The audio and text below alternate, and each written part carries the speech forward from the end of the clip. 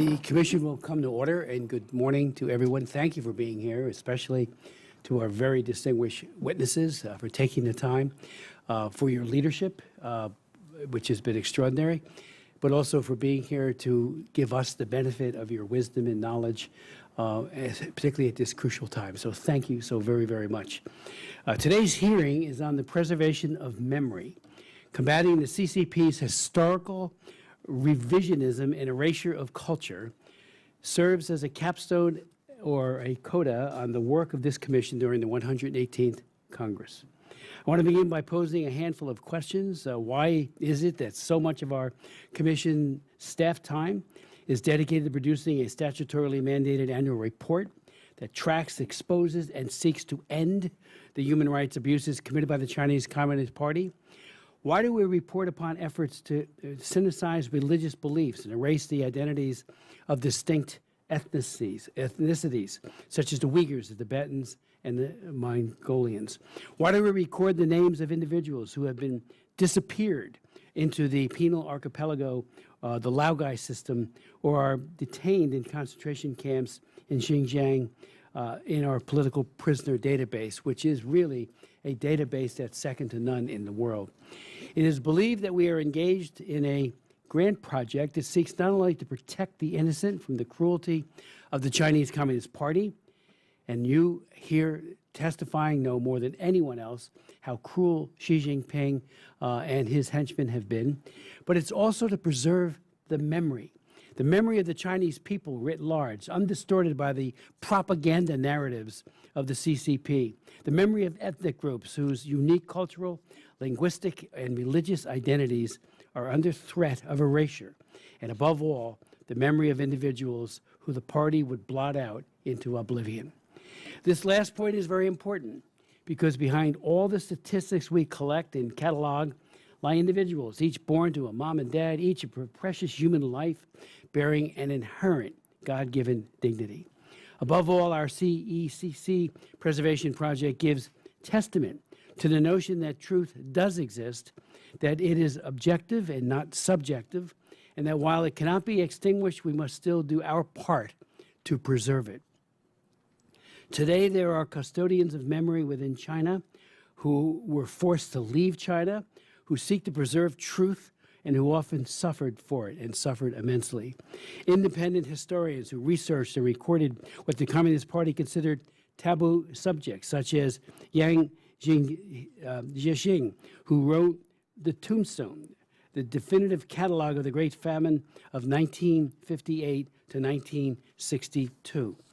Yang was a journalist with the news agency, though instead of being content with writing canned news reports to advance the party's propaganda narratives, used his separate time to assess archives and to conduct independent research with regards to the famine caused by misguided Mao Zedong's policies, killing an estimated 36 million people, and some have put that estimate at so much higher.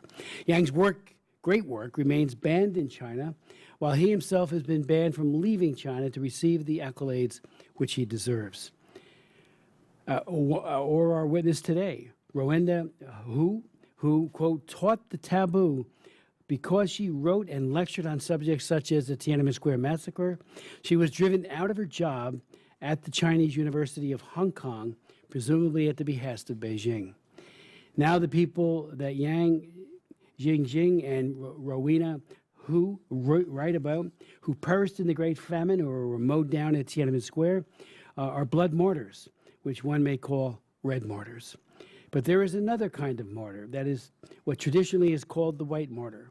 These are those who are stripped of position and prestige, who suffer because they are unbowed in their commitment to the truth, regardless of the consequences. They are willing to take whatever it takes to advance the truth. Such is the lot of the independent historian who shuns ideological narratives and lies. A few weeks ago, Pope Francis came out with a letter which focused on the study of church history, who also has insights into the study of history more generally. Why I'm not prone to quote Pope Francis, I prefer Benedict, or the sainted St. Paul, John Paul II. His statement on the present state of historical inquiry has true relevance to why we are here today.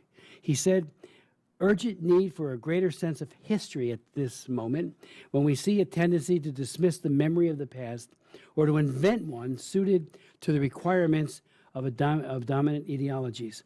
Faced with cancellation of past history or with clearly biased historical narratives, the work of historians, together with knowledge and dissemination of their work, can act as a curb on misrepresentations, partisan efforts at revisionism, and their use to justify wars, persecutions, the utilization of weapons with any number of other evils, close quote. I think that is a fitting reminder of the proper role of the historian to give testimony to truth and memory while rejecting the errats manipulation of ideology that masquerades as history. With that, I want to turn to my colleagues, and he will be joining us shortly. Co-chair Jeff Merkley, he is on his way, but obviously the Senate schedule is packed, so he will be here shortly. But we are delighted to welcome Undersecretary Uzra Zaya, who's here today to give some comments and insights, and we welcome her with great affection. Thank you so much, Mr. Chairman, for your powerful opening remarks, and good morning, everyone. I'm grateful to join this important discussion of the PRC's efforts to control and distort historical narratives and repress marginalized religious and ethnic communities. As we gather this morning, the PRC continues its genocide and crimes against humanity in Xinjiang, the erosion of fundamental freedoms in Hong Kong, suppression of Tibetans' unique cultural, religious, and linguistic identity, and other persistent human rights abuses throughout the country. As Secretary Blinken has noted, under President Xi, the Chinese Communist Party has become more repressive at home and more aggressive abroad. In this troubling context, the United States government has been steadfast in raising human rights concerns at the highest levels with the PRC. Our administration prioritizes shining a light on and takes action against the PRC's abuses. Let me elaborate on some of the key ways we've done so. First, we've led the way in multilateral fora, including the PRC's fourth Universal Periodic Review, or UPR, in January at the Human Rights Council. We submitted 15 advanced questions, more than any other country, to the PRC covering a number of core human rights concerns. The January 23rd U.S. statement at the UPR contained a series of specific recommendations, specifically calling on the PRC to cease discrimination against individuals' culture, language, religion, or belief, and end forcible assimilation policies. We again raised these concerns in July at the UPR's formal adoption. We've also worked in common cause with allies and partners since 2021, leading joint statements with dozens of governments on the human rights situation in Xinjiang at the Human Rights Council and UN General Assembly, commending the efforts of human rights defenders and the courage shown by survivors of forced labor and detention camps. Just this past October, we joined 14 other countries in an Australian-led statement condemning the human rights situation in Xinjiang and Tibet at the United Nations General Assembly Third Committee. In August, the State Department released a statement to mark the second anniversary of the UN High Commissioner for Human Rights assessment on the human rights situation in Xinjiang. We expressed our grave concern with the PRC's ongoing repression of Muslim Uyghurs and members of other ethnic and religious minority groups in Xinjiang, and urged the PRC to take immediate action to end these ongoing atrocities.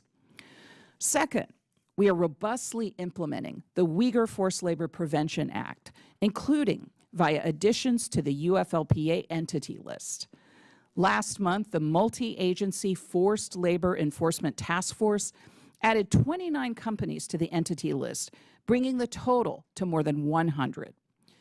We are unwavering in our work to prevent the importation of goods made with forced labor into the United States and to ending forced labor of Uyghurs and other ethnic and religious minorities both inside and outside Xinjiang. In December 2023, we released a report under the Uyghur Human Rights Policy Act to promote accountability, which identified 2 PRC government officials connected to ongoing serious human rights abuses in Xinjiang, whom Treasury concurrently sanctioned. Third, we continue to voice deep concerns on democratic erosion in Hong Kong as the PRC attempts to silence those peacefully expressing their political views. In September, we worked with 22 partners in the Media Freedom Coalition to release a joint statement condemning the conviction of the former chief editors of Stand News for Sedition, which is a direct attack against media freedom. In November, we strongly condemned the sentences of 45 defendants in Hong Kong's national security NSL trial, national security law trial of pro-democracy advocates. Throughout the year, we took steps to impose new visa restrictions on multiple Hong Kong officials responsible for implementation of the NSL. And meanwhile, in my dual hat role as the U.S. Special Coordinator for Tibetan Issues, I see all too clearly that the CCP aims to subsume Tibet's rich traditions into its one-party framework. This manifests itself through forced relocation, the requirement of monks and nuns to pledge loyalty to the state, co-optation of the traditional succession processes of Tibetan Buddhist lamas, including His Holiness the Dalai Lama, and restriction on religious practices central to Tibetan culture and identity. We've taken multiple actions in response, including, for the first time, designating 2 PRC officials under global Magnitsky sanctions in connection with serious human rights abuses in Tibet, imposing visa restrictions against PRC officials involved in the forced assimilation of over 1 million Tibetan children in government-run boarding schools, and most recently in July, imposing visa restrictions on PRC officials for their involvement in repression of individuals in marginalized religious and ethnic communities. In conclusion, we will continue to promote accountability in defense of these and other human rights in China.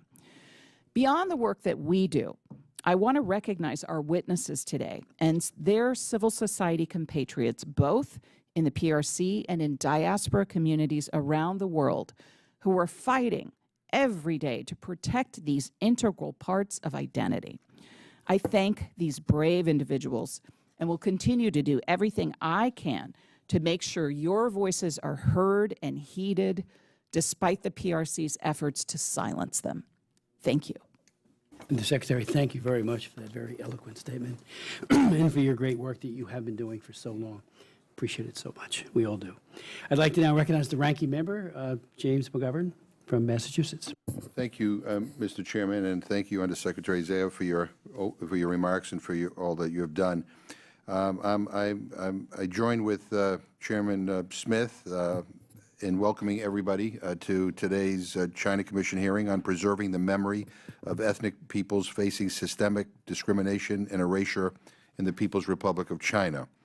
I'm glad that this commission is taking up the role of preservation of memory as a human rights issue. Memory, both individual and collective, is essential to identity and to the realization of the right to culture for all peoples. The stories that we tell, the songs we sing, our writing, our music, all of these are expressions of ourselves. They are also ways that we record our shared history and pass on our knowledge and understanding of the world to those who follow us. Without memory and the narratives it informs, it is much harder to locate ourselves in this world. The essential role that memory plays in our lives is the reason that international humanitarian law prohibits attacks against buildings dedicated to religion, education, art, science, or charitable purposes, and historic monuments. It is the reason that Article 7 of the Rome Statute defines crime against humanity to include the persecution of an identifiable group or collectivity on cultural grounds. It is the reason that preserving memory is at the heart of transitional justice processes. Without memory, the rights of victims to truth, justice, reparation, and the guarantee of non-reoccurrence cannot be realized. The existential importance of memory is the reason it is so contested, as we will hear today. Any government or state that seeks to repress the language of minority ethnic peoples or rename their symbolic places, or prohibit their traditional practices, or forcibly assimilate them is violating their basic human rights. The People's Republic of China is not the only state engaged in these practices. In the Tom Lantos Human Rights Commission, which I co-chair with Chairman Smith, we recently examined cultural erasure in Ukraine at the hands of the Russian Federation. But the PRC's Sinicization policies are explicitly designed to erode the history and identities of several minority ethnic communities in favor of Han Chinese culture and core socialist values. As one of our witnesses will say today, Chinese officials promote patriotic education in an attempt to encourage all ethnic groups to accept the great mother country, Chinese nationality, Chinese culture, and the Chinese Communist Party. Tibetans, Uyghurs, ethnic Mongolians, all are at risk. Congress has taken some steps to counter this erasure. With strong bipartisan support, it has authorized and funded programs for Tibetan and Uyghur cultural and linguistic preservation. The recently introduced Southern Mongolian Human Rights Policy Act would extend similar programming to Southern Mongolians. The Smithsonian Institution, also with congressional support, is doing groundbreaking work to promote cultural diversity and preserve endangered languages. The Library of Congress, which has an excellent collection of Tibetan language works, has just received a donation of the 223-volume Monlam Grand Tibetan Dictionary, an impressive initiative that we will hear more about in testimony today. The Resolve Tibet Act, which became law last summer, takes a complementary approach. It empowers the State Department to counter disinformation about Tibetan history and institutions put forth by the People's Republic of China and the Chinese Communist Party, including disinformation about the Dalai Lama. Ensuring that the U.S. government is insisting on the truth about the history of ethnic peoples inside of China is critically important. The question for us today is what more can we do to build on these existing initiatives, especially working hand in hand with the diaspora communities. And so I look forward to the witnesses' recommendations, and I thank you for all being here. And I yield back. Thank you very much. I'd like to now yield to Commissioner Zinke.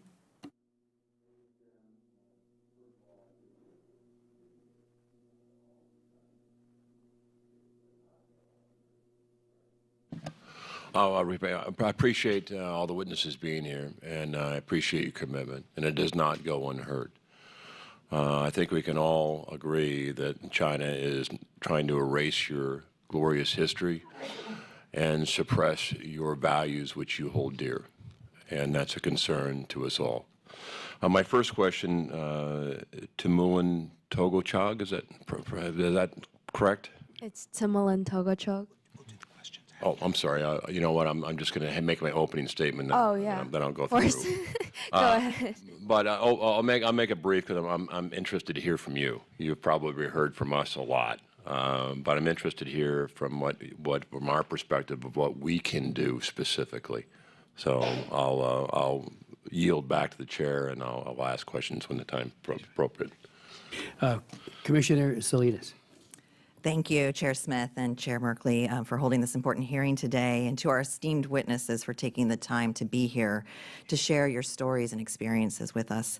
And I know that all of our witnesses are doing important and oftentimes life-threatening preserving work to preserve language and culture and speaking out against the CCP's oppression.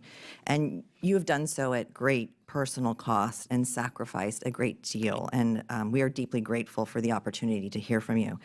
This past year, our commission has held hearings on preserving the memory of Tiananmen Square despite intense censorship efforts by the CCP.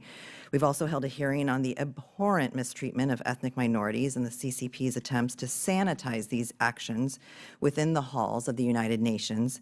And finally, we held a hearing on the transnational repression by the PRC against those who dare to speak out both within and beyond China's borders.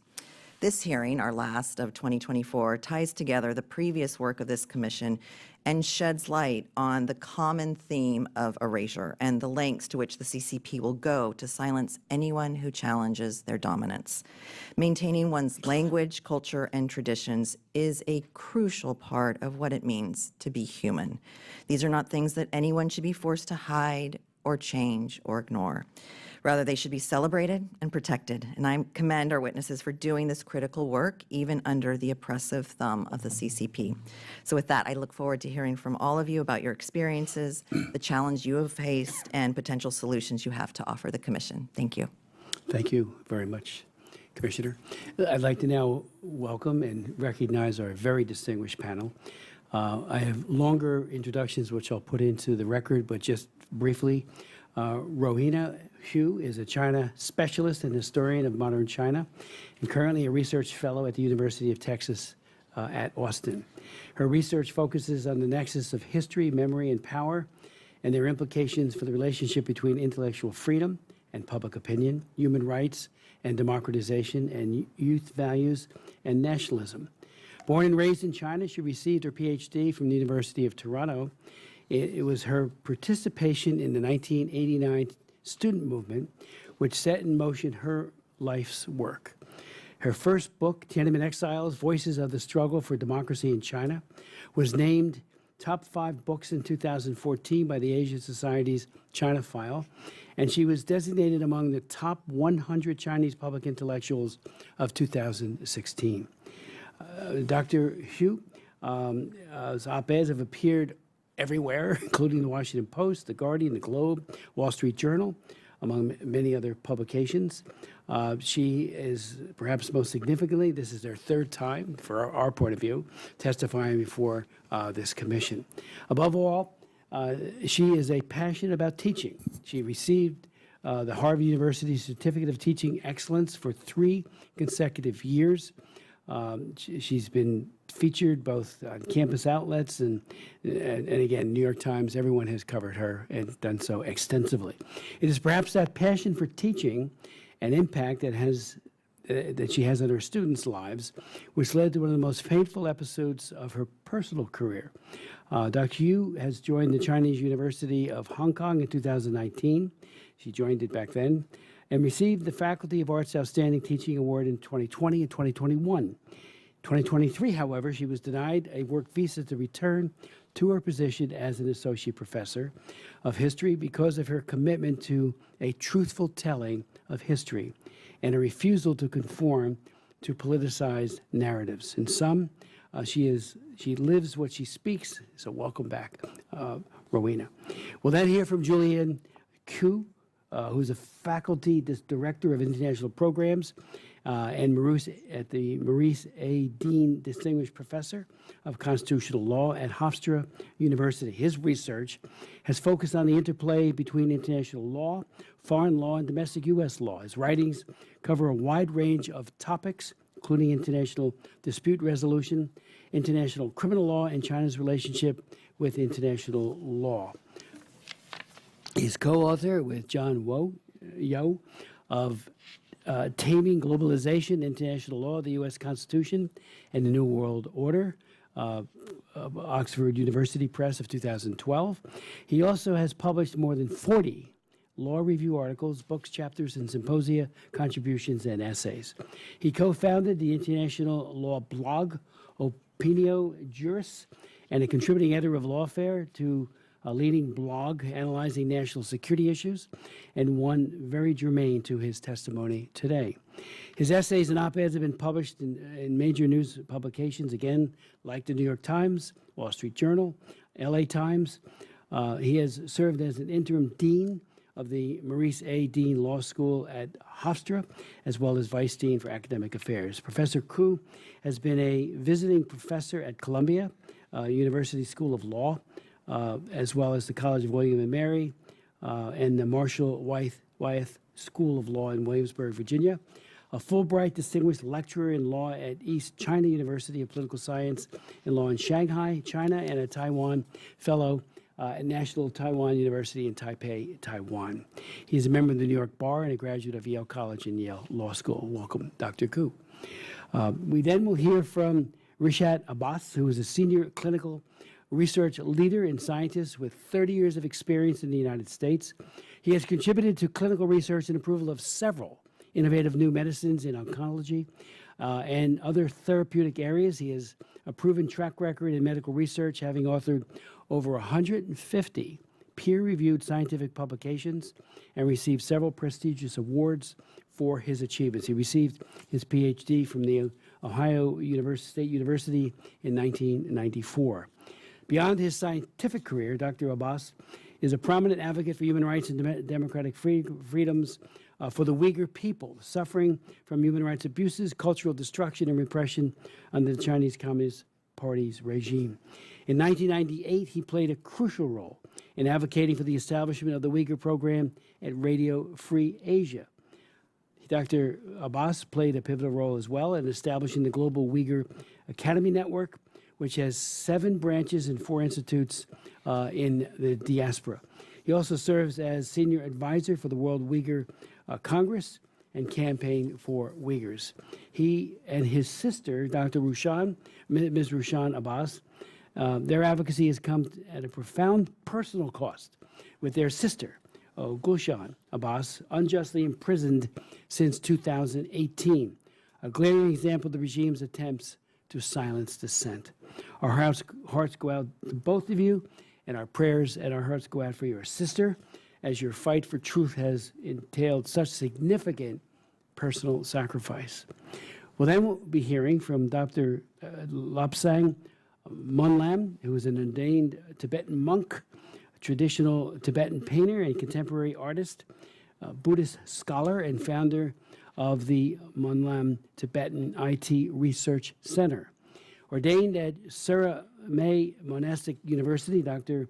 Monlam pursued rigorous traditional Buddhist studies, including advanced meditation training for more than 18 years, before recognizing the urgent need to preserve the Tibetan language in the digital area. In 2003, he began developing Tibetan fonts and digital tools, including the widely used Monlam Dictionary and the Monlam Tibetan Keyboard, which has become essential resources for Tibetan language users worldwide.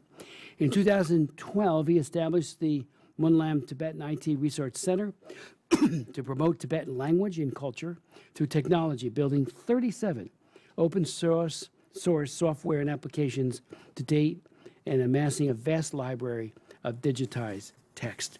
In 2023, he launched the Monlam AI, a pioneering initiative using artificial intelligence to enhance Tibetan language learning, cultural preservation, and linguistic research with his latest innovation. Dr. Monlam's relentless efforts reflects the broader commitment to the Tibetan diaspora to preserve its linguistic and cultural legacy, as well as empowering a new generation to access and safeguard their cultural heritage, as seen in projects like the Monlam Grand Tibetan Dictionary and the forthcoming Tibetan Library. Thank you for that enormous contribution and for being here today. We will then hear from Temulun Togochog, who was born in southern Mongolian exile family and raised in New York City. In June 2024, Temulun graduated from the LaGuardia High School of Music and Art and Performing Arts with a 4.0 GPA. Congratulations to that. And currently is attending the honors program at the Mercer County Community College in New Jersey, my home state, and it used to be like a half a mile away from our home for many, many years, where she is majoring in sociology. At a very tender age, Temulun has been actively promoting the human rights of the Mongolian people in southern Mongolia, also known as Inner Mongolia. This includes twice testifying before the UN Permanent Forum on Indigenous Issues in New York City, on China's gross human rights violations in southern Mongolia, and the erasure of culture, language, and identity of the Mongolian people in southern Mongolia, as well as speaking at the briefing of the UN member states at the UN General Assembly on the deteriorating human rights conditions in southern Mongolia. She spoke at the Conference for Empowering the Youth for Democracy, Peace and Justice, hosted by the Asia Freedom Institute in August of 2023, and she was invited to speak on the genocide of the Mongolian steppe, Inner Mongolian Indigenous Peoples of China, hosted by the United States Institute of Peace. In December 2023, she was interviewed by Mr. Roland Walters, a British documentary filmmaker, for his upcoming new documentary entitled The Mongol Khan, regarding their personal experience as a youth activist born to an exile family in the United States. Just tremendous work. I'd like to now thank you and turn to Dr. Hu. Good morning, Congressmen and Commissioners, and I'm humbled to be here today. I also want to say hi to our friends in this room, and particular, I know that many of my students have been testing me in Hong Kong. They are watching. I know that I'm banned from Hong Kong. I cannot return to the classroom to talk to you anymore. But I'm so happy that in this space, I cannot see your faces, students, but I know that you are all there with me this morning. It's very difficult to not to be emotional to be in this room again, because I remember 10 years ago when I first invited to testify at the Congress. I was extremely hesitant because I was so concerned about my family members, and I was so worried. I lived with fear ever since the day I started teaching and researching the topic of Tiananmen, the taboo that they call it. But also, I think my generation, we grew up, I was born during the Mao period, and we grew up during the Deng opening up and reform era. And we were told that, China would be very different and we are going to live with hope. I was born actually before Nixon's visit to China, by the way. And of course, I was a young kid at that time. I couldn't remember much. After the day after the Tiananmen massacre, I think that's the turning point for so many of us, as Mr. Smith mentioned earlier. The day after the massacre, I went back to my campus wearing the black arm of warning, the Chinese way of mourning. And my teacher came over to me and said that if you do not take that off, no one can protect you from now on. I reluctantly removed that black armband. And at that moment, I think of the time when Mao died. My parents were celebrating the night before. They closed the doors and the windows in their little apartment. And they seemed so happy. They were drinking wine. The next morning, they took me to the public memorial, and everyone was crying. And as a little girl at that time, I was very confused by the contrasting expressions of the adults. The night before, they looked so happy. And the next morning in public, they were so sad.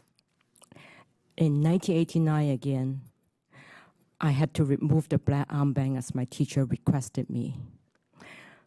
For 2 generations, we were not allowed to express the basic human feelings of sorrow and joy.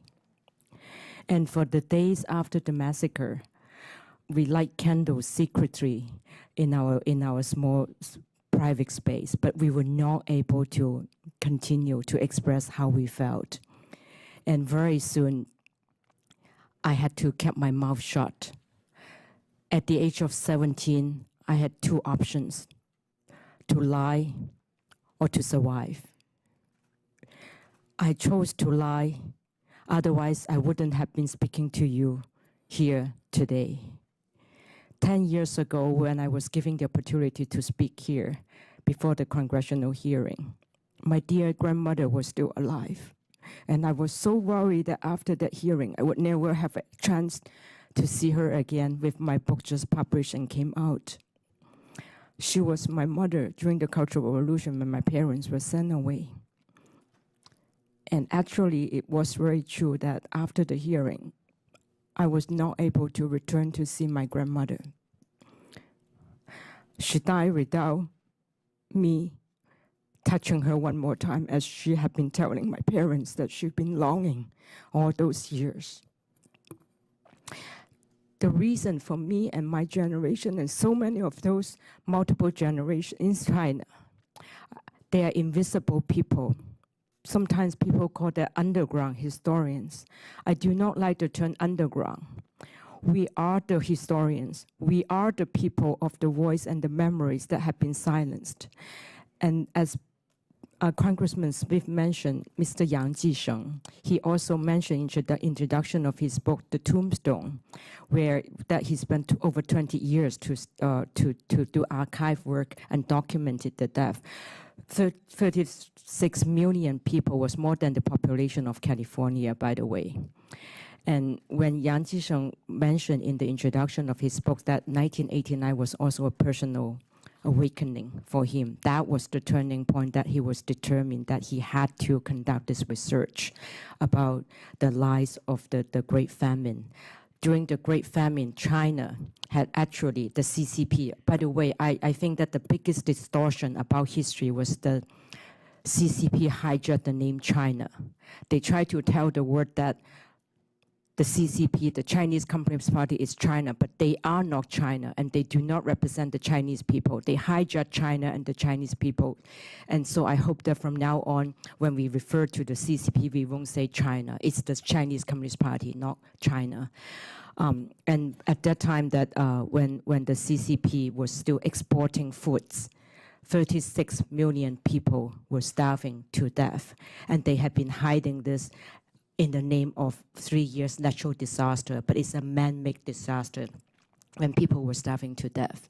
So Mr. Yang Jisheng, he documented all these cases. And I actually, I'm so grateful that Congressman Smith brought this up, because I think the book Tombstone is not just about Mr. Yang Jisheng's efforts. The translator, the co-translator, Professor Guo Jian, he himself told me, I remember at that time after reading the book, he said that I have to translate this no matter what. And he kept his mouth shut and he was quiet. And he said that because my parents are still alive in Beijing, I don't want to lose the chance. And now his parents are both dead. And he translated the book with Stacy. They co-translated the book so that the book can be read by the word. And Mr. Yang Jisheng mentioned also in the introduction, the reason that he named the book Tombstone was because he wanted to set up a tombstone for his dad, who died during the famine. And he wanted to have a tombstone for the 36 million people who died from the famine. And he also thinks that after publishing this book, this would be the end of his career and many of the perpetuities for him and his family. So that's also a tombstone for himself. So he mentioned all these tombstones, and he said that lots of people were trying to erect tombstones for their family members after they became successful in their political career.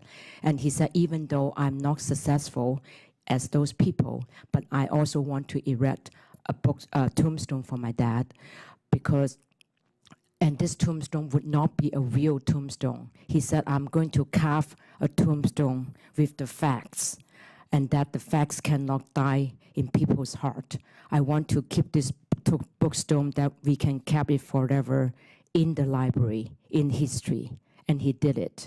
And I think that was the determination not only for Mr. Yang Jisheng, but the determination of so many of the people that were forced to silence after 1989 and in the face of state amnesia. So I would like to give you a quick a brief summary about what the CCP did immediately after the crackdown, after the purge, after the arrest. They started this nationalism. It's a very elaborate patriotic education campaign, and they revised the history textbooks and they revised the political textbooks, intensifying about China's victimhood under the hands of the West and Japan. And then they created a narrative, not the truth, but they created a narrative that the military crackdown was necessary in order for stability and China's rise. And in a quick words, they basically were saying that we did this for you, we kill for you, we kill these people so that China can have a rising China, can have stability.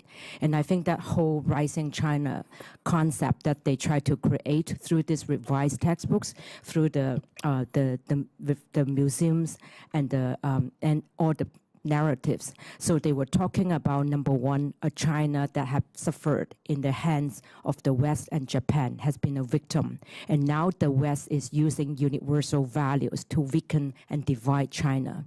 Number two, they were trying to give the world this impression, and domestically, internationally, even though the CCP has a lot of drawbacks, but CCP is the only power, the only authoritarian regime that can keep China so-called united and protect its sovereignty, and to keep Tibet and Xinjiang and all these minorities groups together under China. And number three, they've created this narrative to show that only the CCP now can bring the interests of financial and military strength to China, so that for the first time, the Chinese people can raise their hands after the Opium War. And number four, the CCP has been extremely successful to selectively choose its glory, its trauma, and what they would underlie what they are successful, what they have been successful, and also they cover up all the lies, such as the Great Famine, the anti-rightist campaign, and the Yan'an Verification campaign. So all the atrocities and the land reform that they were responsible for China. And at the same time, in the past 35 years, we witnessed this war of memory against forgetting. We witnessed this unequal context between the state-imposed manipulation of historical narratives and from the bottom up, the people's resistance. So here, historical memory, the subject matter of history is not just about teaching a subject that our students learn in democracy, that they can just learn in history textbooks. I think that here, the commemoration and the resistance, the preservations of history and memory has become the power of the powerless, has become our way to remember and commemorate. It saddens me to think about 10 years ago when I testified in this building. I still have on my back the Hong Kong people lighting candles every year to commemorate. But now in Hong Kong, the candle lights are gone. Victoria Park is now swallowed in darkness. And the recent trial of the 47 group, the best of Hong Kong people, is the trial of humanity. It's the trial of civil society. It's the trial of our hope for the future generation. So again and again and again, I think one of the reasons that we took to the streets in 1989 was not because of anger, not because of frustration, but because of our hope and even our trust in the CCP that they would reform itself. I think in many sense, the people in Hong Kong, my dear students, my colleagues, my friends, many of them now are behind bars and in jail and in exile. I think many of them, even though they do not trust the CCP in many sense, but they were still hoping, believing that they would be able to make a difference when they took to the streets, when they started this prior that now the CCP called them trying to, a conspiracy to overthrow the regime and all of this. So in many sense, it's a betrayal of loyalty. And we witnessed all of this, but in the past, as I mentioned, it's past 35 years, this war of memory against forgetting. For example, by Dr.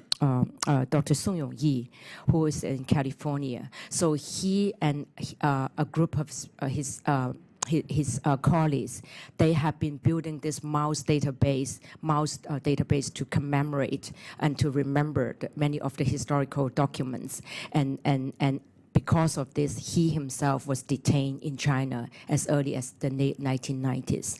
So on one hand is the bottom-up state control and interpretation of history, and at the same time is this, the people's resistance against amnesia. In the past 25 years, first as a new immigrant and a graduate student, and later as faculty members, I myself at first have been attacked by Chinese students under the impact of state-led nationalism. And they call me traitors of China, and many of them even threatened to gang rape and all of those. That's why Professor Ling mentioned in the introduction of my book, other than calling Rowena a whore for Americans, these people do not have any answers to the serious questions that she raised about China. And however, after COVID, we saw a huge difference and change when the younger generation of China themselves witnessed the firsthand about how the CCP twisted the historical memory of COVID. In 2020, the CCP published a white paper about what they call the correct collective memory of COVID, and it's a glowing account about the CCP's efforts to combat COVID. But at the same time, the younger generation themselves, they witnessed what it was like to experience COVID. So about a year later, we saw the white paper movement of the younger generation, when students, the younger generations, both inside and outside China, they were using white papers to cover up their face in public space to express their disagreement of the CCP's versions about what happened during COVID. So this is not as dramatic as the tank man in front of columns of tanks near Tiananmen Square. However, to me, this image of the younger generation of China, when they were holding the white paper in public space, that was another symbol of courage in fear. And it's because of this kind of courage in fear that we know that we need to tell the historical truth so that we would be able to have the continuity of we can continue the fight and to tell the truth of the people. I know I'm running out of time. I think in 1989, when they forced me to remove the black armband, I thought that's the end of it. They had guns, they have tanks, they have propaganda machines, and most important, they can erase and revise history, as Professor Fang Lizhi called that the techniques of amnesia. And they can cause all these generational breaks of historical memory. But after COVID, after the white paper movement, I saw this reconciliation of different generations finally in front of historical truth. We finally get together to understand each other. So it's not an ending after all. I think 1989 was the time that so many seeds were planted in the hearts of so many generations of the Chinese people that we believe that is the historical truth that one day would bring us truth and justice. And if we want light, we must conquer justice. So 1989 may remind us of repression, but it also reminds us the power of the people and our basic human rights for truth and justice. So I'm sure history will witness the Tiananmen spirit as the power of the powerless, and now the Hong Kong spirit as the power of the powerless again and again. I'm sure that we may lose many battles, but I know we are going to win that war of historical memory. I know that history is on our side. Thank you very much. I do. Thank you so very much. The Undersecretary, I understand you have to leave at 11:30. Oh, good. Oh, good. Thank you. Thank you. Mr. Gu. Congressman Smith, honorable members of this commission, thank you for the invitation to appear before you today. I want to honor the panelists who are here, who really have gone through things that really put them at risk of retribution just for speaking here today. My remarks are kind of different. They're going to focus on the way in which the Chinese party state has used tactics to take advantage of the weaknesses of their own legal system and the strengths of the U.S. court system to advance the goals that we're discussing here today, the goals of suppressing evidence and narratives about China's own history. So I just want to quickly define my term here. I define lawfare as a strategic use of legal systems and institutions to achieve military or political objectives. This concept involves leveraging legal mechanisms to damage or delegitimize an opponent, often by imposing legal and financial burdens through litigation and other actions. China's People Liberation Army has long used the term lawfare as an essential component of its three warfare strategic doctrine. The instruments of lawfare include all forms of Chinese domestic law and international law.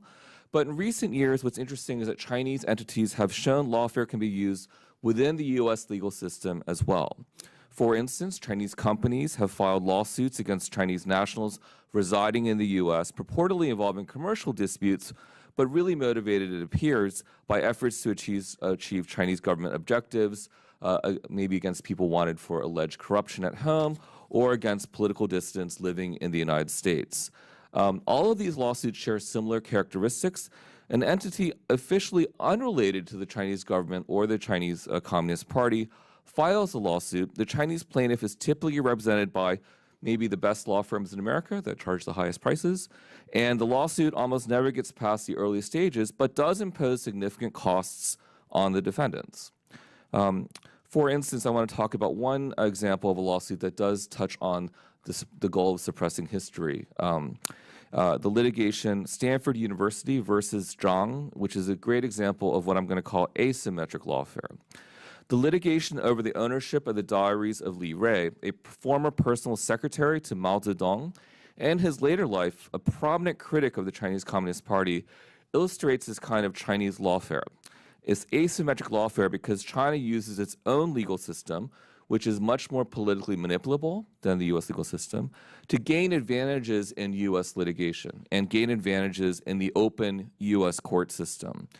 Mr. Li, through his daughter, agreed to donate his personal diaries to the Hoover Institute for War and Peace at Stanford University.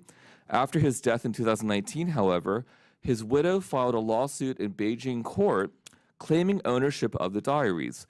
She argued that the diaries contained deeply personal information and that Li actually intended for her to decide how to make those documents public. The Beijing court ruled in her favor, awarding her ownership of the diaries and ordering Stanford University to turn over the diaries to Ms. Zhang. Stanford University argues that it was never giving adequate judicial notice in Beijing of the court proceeding, and when it did hear about the case, it went to court and was denied the opportunity to make its case. Thus, despite its best efforts, Stanford was not able to contest its legal rights in China and is now under a Chinese court order to return the diaries to Ms. Zhang. To its credit, Stanford is fighting back. It filed a quiet title claim in U.S. federal court to affirm its right to the diaries, arguing that the Li donation is proper and that the Chinese court judgment should not be enforced in the United States due to the unfairness of the Chinese court proceeding. Ms. Zhang has counterclaimed, alleging copyright infringement and public disclosure of private facts, among other issues. So far, the U.S. trial court has dismissed some of Ms. Zhang's claims but allowed others to proceed, and is currently considering their trial briefs and will issue a judgment pretty much any day now, so maybe even today.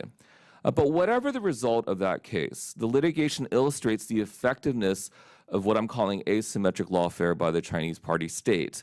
The key to their strategy is to use its ability to gain favorable outcomes in the Chinese court system to gain favorable outcomes in the U.S. court system.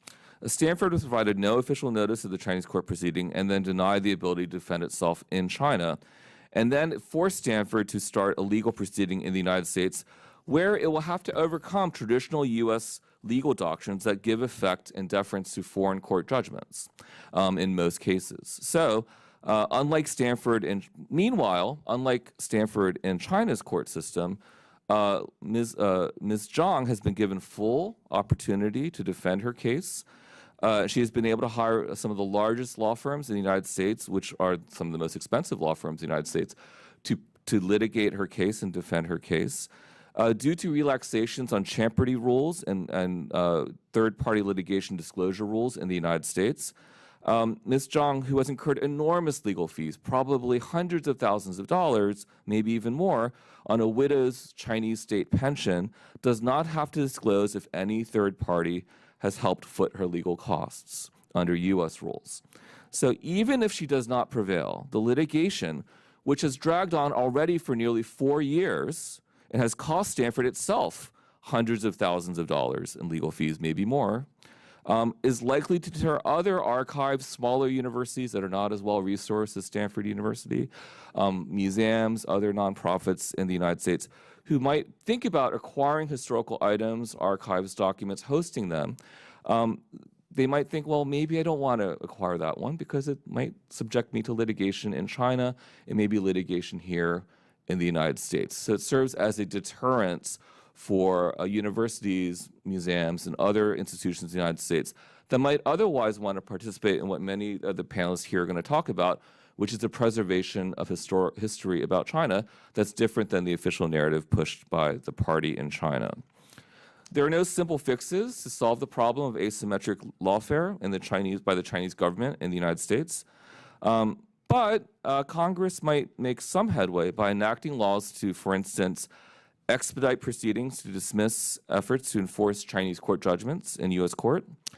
It could amend the Foreign Agent Registration Act to require disclosures of financial support from foreign government sources or foreign political sources during litigation in U.S. court. It could bolster rules in general for disclosing third-party litigation finance, who's funding litigation if they're not the actual party in interest. These are rules that Congress does have jurisdiction to legislate over. Such actions are not a complete solution, but I believe it's the right place to start. Thank you. Thank you so very much. I'd like to now recognize Dr. Abbas.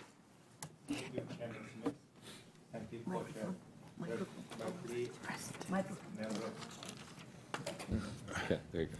Thank you, Chairman Smith and Co-Chair Merkley, the member of Commission. Yeah, I pushed the button. Okay. Thank you, Chairman Smith and Co-Chair Merkley and the member of the Commission and Undersecretary Zia. I first like to thank the Commission for the opportunity to share our experience trying to preserve Uyghur memory and combat CCP's erasure of our culture and identity. This question is an existential one. As recognized by the US government and more than 10 Western parliaments, Chinese government has been committing active genocide targeting Uyghur people since 2017. In August 2022, a UNHCR report stated the PRC's actions may constitute crimes against humanity. Despite international concern over China's Uyghur genocide, the Chinese government has been aggressively implementing policies of cultural genocide to erase Uyghur memories by eliminating Uyghur language, culture, identity, and religion. If these are lost, both in the homeland and the diaspora, the CCP will achieve its goal. If these are lost, both in the homeland and the diaspora, the CCP will achieve its goal, regardless of the future political shifts. Many diaspora Uyghurs are facing transnational repression for speaking out, including my family, who have endured severe retaliation for our advocacy. My sister, Dr. Gulshan Abbas, a retired medical doctor, was sentenced to 20 years in prison on fabricated false charges as retaliation for our advocacy in the US. Despite Gulshan's chronic health issues, her unjust detention exposes CCP's aggressive policies that target Uyghurs simply for their identity and for the activism of their relatives abroad. My sister's imprisonment is a clear action of retaliation, as she has never engaged in any form of advocacy in her life. The genocide in the Uyghur region signals a broader erosion of human rights, setting a dangerous precedent for future crimes. History warns us the consequences of inaction. Uyghur advocates worldwide emphasizes the importance of teaching the next generation their language, culture, and identity to preserve the heritage as Chinese oppression continues. Our organization, Uyghur Academy, is a global Uyghur intellectual network with 7 branches and 4 institutes. It fosters effective collaboration among Uyghur organizations, communities, universities, NGOs, and the stakeholders to highlight the Uyghur genocide and counter CCP's influence. Since 2022, with support from USAID and USIP, Uyghur Academy has hosted 2 international conferences and workshops, bringing together global Uyghur community leaders and volunteer teachers. The workshop provided training Uyghur language and cultural preservation and addressing the unique need of heritage learners, those who grew up speaking Uyghur at home but use a dominant language outside. In 2023 and 2024, we hosted two Uyghur Youth Summer School, uniting Uyghur youth from 14 countries. These schools offered a transformative experience in Uyghur language, culture, history, fostering connection, resilience, and pride in their heritage. For many, it was clear it was their first time interacting with peers in their native language, creating lasting bond, inspiring advocacy in their communities. We thank USAID and USIP for their crucial and impactful actions. Today, summer school participants remain connected through social media, forming growing networks. This initiative shows the potential to empower Uyghur youth as leaders in preventing our memory and combating CCP's erasure of Uyghur culture. Additional investment will help preserve Uyghur language while adapting it to modern challenges. In May 2024, Uyghur Academy marked its 15th anniversary by publishing Uyghur language and literature textbook series, launched at the Capitol Hill here today. The event featured representatives from the U.S. Congress, U.S. government, and Uyghur organizations. It celebrated key achievements and showcased innovative tools to strengthen Uyghur identity and culture against the CCP oppression. If you ask, what can we do to help Uyghurs today? One key answer is to support programs that connect isolated Uyghurs in diaspora and to help preserve their language and identity. This initiative offers Uyghur hope, something incredibly rare in our situation. This is not merely about a justice for Uyghur people. It is a fight for the principle of democracy, human rights, and freedom that underpins the world we wish to leave behind for our future generations. Allowing CCP's atrocity to go unchecked threatens global value, empowering authoritarian regimes and weakening the foundation of the free world. The stakes are far greater than the Uyghur people alone. They encompass the shared future of all who believe in dignity, liberty, and justice. Thank you, Congress and the American people, for your unwavering support of the Uyghur cause. Thank you. So very well said, and thank you for your leadership. It's extraordinary. I'd like to now recognize Dr. Molan. Thank you. Thank you very much, Chairman Smith, Chairman Merkley, McGovern, and Zink, and members, and special the coordinator for Tibetan the issues, as Ms. Zia. Thank you very much for inviting me to this hearing.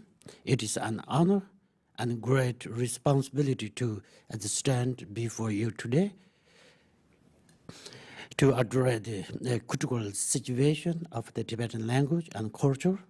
For over 60 years, the Tibetan people have effectively preserved our rich heritage in difficult circumstances and conditions. Thank you to the leadership of His Holiness the Dalai Lama and the Central Tibetan Administration. It made it possible with the unwavering support of the Indian and the USA government and others throughout the world. As a Tibetan, I wanted to take the opportunity to express my gratitude to United States Congress and the administration for continued support to His Holiness the Dalai Lama and the Tibetan leadership. I have directly seen the positive impact of your support to our community. And before we looking into this inspiring effort, we must confront a harsh reality, looking at the facts. The CCP exercise power in two key ways, through disinformation as campaigns and through economic leverage. These tools enable it is the continued suppression of the Tibet and the CCP called ethnic minorities. We, while also opposing the challenge to global security, the democracy, economic stability, and human rights. Within Tibet, our language and culture face ongoing assault. And currently, inside Tibet, the young Tibetans appear to be powerless in their ability to preserve and promote their language. The decreasing birth rate among the Tibetans in India, combined with the fact that nearly half of the Tibetan diaspora is now living in Western countries without adequate language and culture support mechanisms. This poses a severe threat to the preservation of Tibetan language and cultural heritage. Due to the lack of the advanced modern educational materials in Tibetan language both inside and outside Tibet, the young Tibetan face significant challenges as they are forced to rely on the second language for higher educations. This is not just about language, it is about the survival of the entire people. Despite these challenges, the Tibetan diaspora continues to preserve our heritage through the schools and culture centers, organizations as Molam are working to develop modern Tibetan as language tools critical for education and cultural preservation in today's global context. As Molam has dedicated itself to leveraging technologies for Tibetan cultural preservation through three major initiatives. The comprehensive 223 volumes as a Molam Grand Tibetan Dictionary is the largest dictionary in the world. The USAID supported the Tibetan Digital Library projects. We have drawn down at 50,000 different subjects or classifications. It's very rich Tibetan as the culture or language. And then we have done as more than 42 specialized software applications include AI language models. Our latest project focus on develop a Tibetan culture-centered as a large language model as look like ChatGPT to revolutionize Tibetan language, education, translation, and cultural preservation efforts. We believe that the future of our language lies in empowering the next generation. That is why we are envisioning to create modern academic subjects in two, for example, science, technology, and social studies. We want the Tibetan students to explore the world. While staying deeply rooted in their identity, the current education system is struggling to keep pace with the rise of the artificial intelligence. It is too slow to focus on memorization and not enough the critical thinking or ethical developments. We need an education that is both fast and high quality. one that prepares students for the world where technology is rapidly changing everything. I envision in an education that is combine the best of both worlds, the timeless wisdom of Tibetan thought with the cutting edge possibility to the technology. We believe in nurturing not just external skills, but also internal development, compassion, critical thinking, and deep understanding for our interconnected world. This isn't just a vision for Tibetans, it is a vision for America and the world. By combining the best of our tradition with the power of the technology, we can create an education system that truly prepares a future generation for the challenge and opportunity that lie ahead. We can build a future where wisdom and compassion guide our technological and advancements and create and measure just equitable world for all. In conclusion, the challenges are real, but so are our resilience. The Tibetan language is more than just words. It is a soul of the people. It is a key to understanding our history, our value, and our unique perspective on the world. And this is, we hope, emerges. The technologies, our hands, has become a powerful tool for the resistance and revitalization. Thank you so much for giving me the chance to speak here today. Thank you very much. Thank you so very much, Dr. Monlan. I'd like to now recognize Ms. Togochog. Senbeno, is this on? Oh, okay. Senbeno and greetings, ladies and gentlemen. My name is Temulun Togochog. I'm 17 years old and a U.S.-born Southern Mongolian human rights activist working alongside my father, Enkibatu Togochog, director of the Southern Mongolian Human Rights Information Center. My parents live in exile here in the United States, and as a result, I have never been able to visit my homeland. I have never met my aunts, uncles, cousins, or nieces and nephews. I have never celebrated Chagansar, the traditional Mongolian New Year, with my relatives or learned many of their customs firsthand. My parents have not returned to Southern Mongolia to attend family weddings or funerals, nor to say their final goodbyes to loved ones.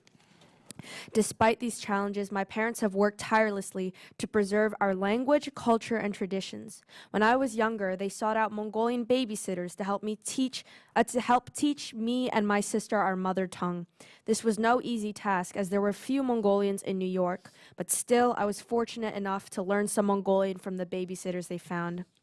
As I started school, time at home and opportunities to learn Mongolian diminished, even though my parents consistently spoke Mongolian at home. Southern Mongolians used the traditional script written vertically from top to bottom, a script with over 800 years of history. This script was not easy to learn, so my parents arranged for a teacher from independent Mongolia to teach me and my sister the Cyrillic Mongolian script. In the summer of 2018, my father took us to a children's camp at the Mongol Tibetan Buddhist Center in Bloomington, Indiana.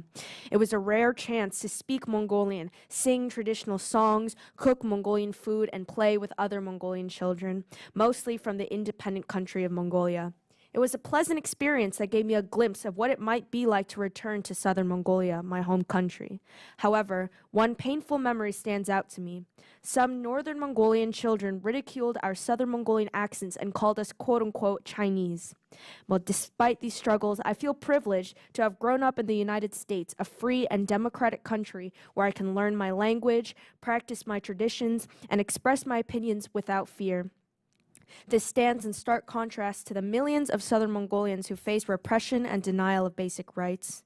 Over the past 7 decades, China has encouraged large-scale Chinese migration into Southern Mongolia, reducing the ethnic Mongolian population to only 18% of the region. This has not only displaced us from our land, but has also eroded our culture and way of life. In the early 2000s, China introduced policies to forcibly resettle Mongolian herders, effectively ending nomadic pastoralism under the pretext of quote-unquote grassland protection. By 2015, all nomads within China's borders had been relocated, marking the end of this centuries-old way of life. Advocates for Mongolian rights face severe consequences. Prominent activist Hada was detained in 1995 and sentenced to 15 years in prison. Despite completing his sentence, he was held for an additional 4 years and has been under house arrest since. His wife has been arrested multiple times and his son was imprisoned at just 17 years old. The family remains under constant surveillance. Other activists have faced similar repression. In 2020, Yan Jundulum was sentenced to 3 years in prison for defending herders' rights and advocating for the Mongolian language. Dissident historian Lamja Borjigin disappeared last year after being deported from the independent country of Mongolia. Since 2020, the Chinese government has effectively removed the Mongolian language from the education system, replacing it with Chinese as the sole language of instruction. Mongolian language books and publications have been banned, and Mongolian signs and symbols are being removed from public spaces. Authorities promote quote-unquote patriotic education to enforce loyalty to the Chinese nation and Communist Party. In September of 2020, many Mongolians, particularly students, protested these policies through school boycotts and strikes. Approximately 300,000 Southern Mongolian students joined the movement. The Chinese government responded harshly, detaining and placing under house arrest an estimated 8,000 to 10,000 people. The Chinese government's systematic oppression and erasure of Mongolian language, culture, and identity is fueling a surge in violence and hatred from the Chinese population toward local Mongolians in southern Mongolia. In a recent heartbreaking case, a 9-year-old Mongolian girl, Hera, was brutally beaten by her Chinese teacher for struggling with Chinese language homework. During the assault, her ear was torn open and began bleeding profusely, requiring emergency treatment at a hospital. This shocking incident is not an isolated case, but part of a disturbing and larger pattern of abuse faced by Mongolians in southern Mongolia. Given these deteriorating conditions, I respectfully urge the committee and the U.S. Congress to consider the following recommendations. Number 1, nominate Hada for the Nobel Peace Prize in recognition of his lifelong struggle for Southern Mongolian rights and his decades of imprisonment and house arrest. Number 2, urge the U.S. Agency for Global Media to act on the Congress's recommendation to establish a Mongolian language service in Voice of America. Number 3, support the swift passage of the Southern Mongolian Human Rights Policy Act introduced by Senators Merkley and Sullivan. Number 4, assist Southern Mongolian communities, both in Southern Mongolia and in exile, in preserving their language, culture, and identity. Thank you for your time and attention. Thank you so very much. I'm sure your dad is very proud. We certainly are. That was tremendous testimony, and thank you for the recommendations. They were fantastic. I'm going to just ask one question, then I'll come back and ask more after our distinguished panelists here are done. But I just wanted to make the point, you know, what is the complicity, and Dr. Hu, I'll ask you this if I could, of the corporate America in denying the historical record. Back in February 15th, 2006, I chaired in my subcommittee on human rights, which I continue to chair today, the longest hearing I've ever had, 8 hours. We had Google, Microsoft, Cisco, and Yahoo. Their top vice presidents all testified. I swore them all in and asked them why they were being so complicit in denying Tiananmen Square and all the other abuses, but Tiananmen Square in particular. Google, if you went on Google in China, all you saw were pretty pictures of people smiling, nothing with tanks, nothing with bayonets, nothing with bleeding students and activists for democracy. And it was outrageous. And their answers were equally outrageous, that they were just following orders. I started my comments that day with, I had read a book called IBM and the Holocaust, and in that it was made very clear how the Gestapo relied on the Holocaust to find and track down Jews to send them to concentration camps. And ditto, fast forward to now, we had corporate America being very compliant, not just compliant, complicit in the repression. And they really never got over it. I mean, they didn't change. Google made some changes, but you know, their technology was pretty much usurped by Chinese entities. But it was very, very troubling. And I'm wondering today, what is the role of U.S. corporations in this big, vast denial of a horrific rally that's happening on the ground each and every day by the Chinese Communist Party. The Uyghurs, the complicity we saw, we had hearings of this commission and on the Olympics. And we had corporate Coca-Cola and others testify, telling us how, they didn't want to speak out against what was happening, the genocide. They couldn't even say the word genocide out of fear of losing market share in the PRC. So if you could, very briefly, speak to that, and then I will yield to my colleagues. Secondly, the same question to you, Dr. Hu. You mentioned how, Chinese University in Hong Kong, when you were thrown out, were your fellow academics, your fellow professors supportive? We've had Inez Freedom testify here several times, an amazing man who speaks out for the repression of the Uyghurs, and he was thrown out of the NBA. He told us how so many of his colleagues, fellow basketball players, were supportive, but didn't want to get in any way named. They completely shut off contact with him because they might lose money, and the Chinese Communist Party would be upset with that. So that's a microcosm, with individual players, but corporate America, if you could speak to that. Okay, thank you so much. I think that's such an important question. Thank you for raising it. And before anything else, Congressman Smith, I also want to thank CECC for keep doing this. I know that this is another hearing, but for those of us who are struggling in darkness, I think that it's so important that we got our voices heard. And each time, I think each of us, when we got a chance to speak to the word in a hearing like this, people on the back, I felt so much almost like the responsibilities to represent the people. I'm sure all of our witnesses felt the same, that we got a chance to speak. I remember when Liu Xiaobo was given the Nobel Peace Prize, I was teaching at Harvard, and I dropped everything. I went to Harvard Yard with another colleague of mine. We were both from China, and then we were jumping in the Harvard Yard as if we got the Nobel Peace Prize. And all my friends inside China were sending me emails saying that let's celebrate. Because I think that it's hard maybe for people in democracy, it's very difficult to understand and imagine what it was like when you're always being silenced. You didn't have a voice. It's not just you, but your whole group or your community. You were silenced all the time. And then one of you guys, when we were here standing here, I'm sure all of you felt the same, that we were giving a chance to speak out, that it really gave us a lot of encouragement and sense of solidarity. So I want to thank CECC for doing this and giving us the chance to speak out. And in parallel, this is almost like in parallel to your question about many of the people, even in the field of China studies, I often felt that when I came back after studying political exiles for 25 years, I became one of them. And how people would perceive me. Many graduate students starting to ask me this question, Rowena, how can I do the important work and not become you? I think that all these companies will face the same thing, like how can we do the right thing? I remember when Google were forced to do certain things, they decided to close down, and so many Chinese citizens went to their office and left them flowers outside to show they appreciated it. So I think that the difficulties of dealing with authoritarian regime is very difficult and challenging. And the price that we have to pay, as I mentioned earlier, you have this economic interest, you have all these things. But I said this already 10 years ago, and I think when I was speaking at the State Department, I make the point that in this global village that we lived in, when the plane got hijacked, you got a business class, I got a window seat. We'll end up in the same place. So maybe today you think that human rights has nothing to do with you. And then you have the corporate interest, you have all of this. But by the end of the day, the Uyghurs, the Tibetans, the Mongolians, everyone's, we are on the same boat in this Titanic.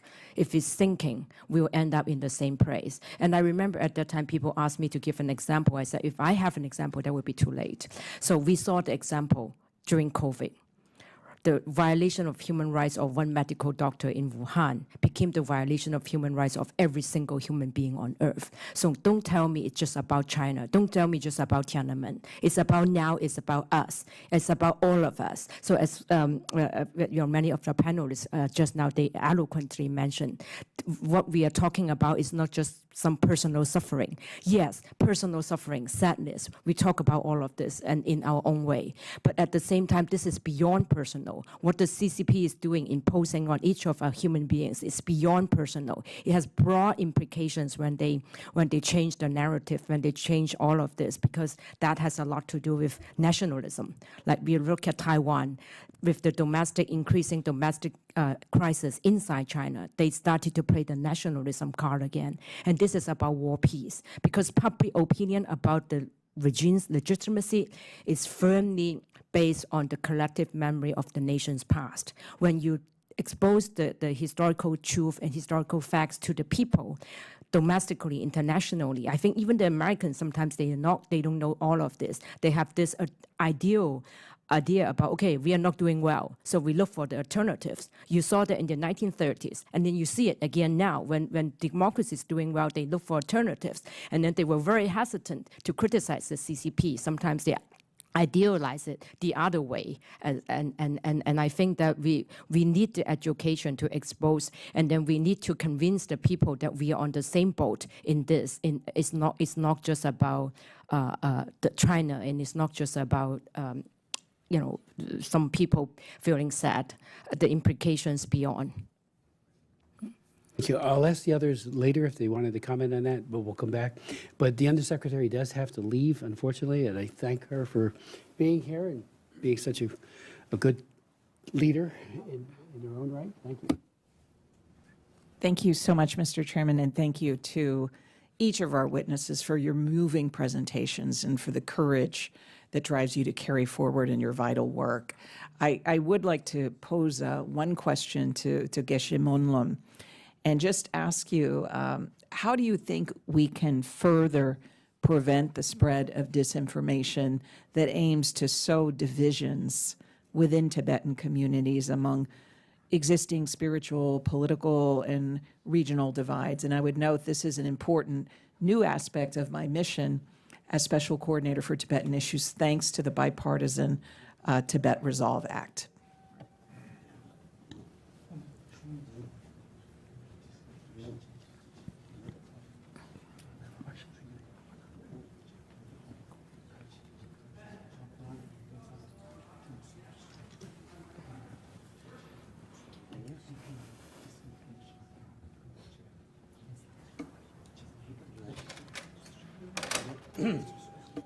Yeah. Sorry, my English is very limited. Then, sorry. My English is very limited. Then at first I say in Tibet it's better. No. And this one, the week again, the disinformation campaign data and then the economic leverage, the digital then cannot and the Mila Wanyu Tanatan Samati Chadava Denis several. And the reason that Adi Shong one cannot Nanola and nobody tongue Mevin, Choloki, Tapenanjagi, Digi, Yongkong, Nisu Yongo the Jerbaco, Tizola Gana Shong force in a legating among what Penjurgon Chasha and Penanganzugi.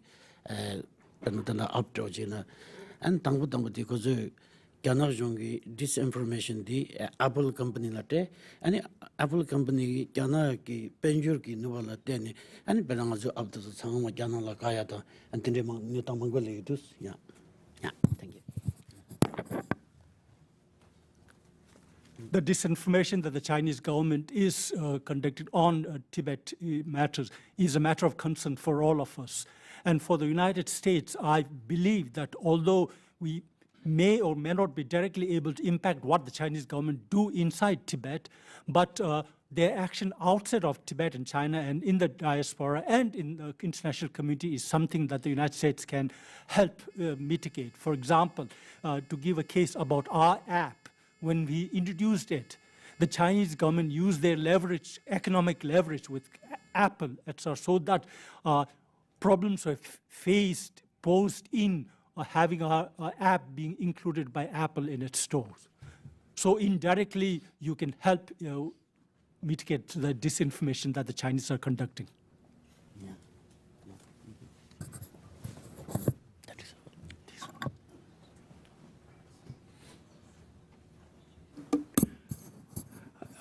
Co-Chair Merkley? Thank you all very much, and thank you, Mr. Chairman, for organizing this hearing, but all of you for testifying, and all of you who have come to witness this conversation and really emphasize it. I wanted to ask you, Ms. Togochog, in your recommendations, you mentioned the Southern Mongolian Human Rights Policy Act that Senator Sullivan and I have introduced, and it calls for the preservation of the culture and language of Southern Mongolians. It directs the Smithsonian Institution to use its resources to help preserve culture, Southern Mongolian culture endangered. It directs the Institute for Museum and Library Sciences to explore a grant program to support preservation. For example, if a community sets up a museum or a language program or so forth.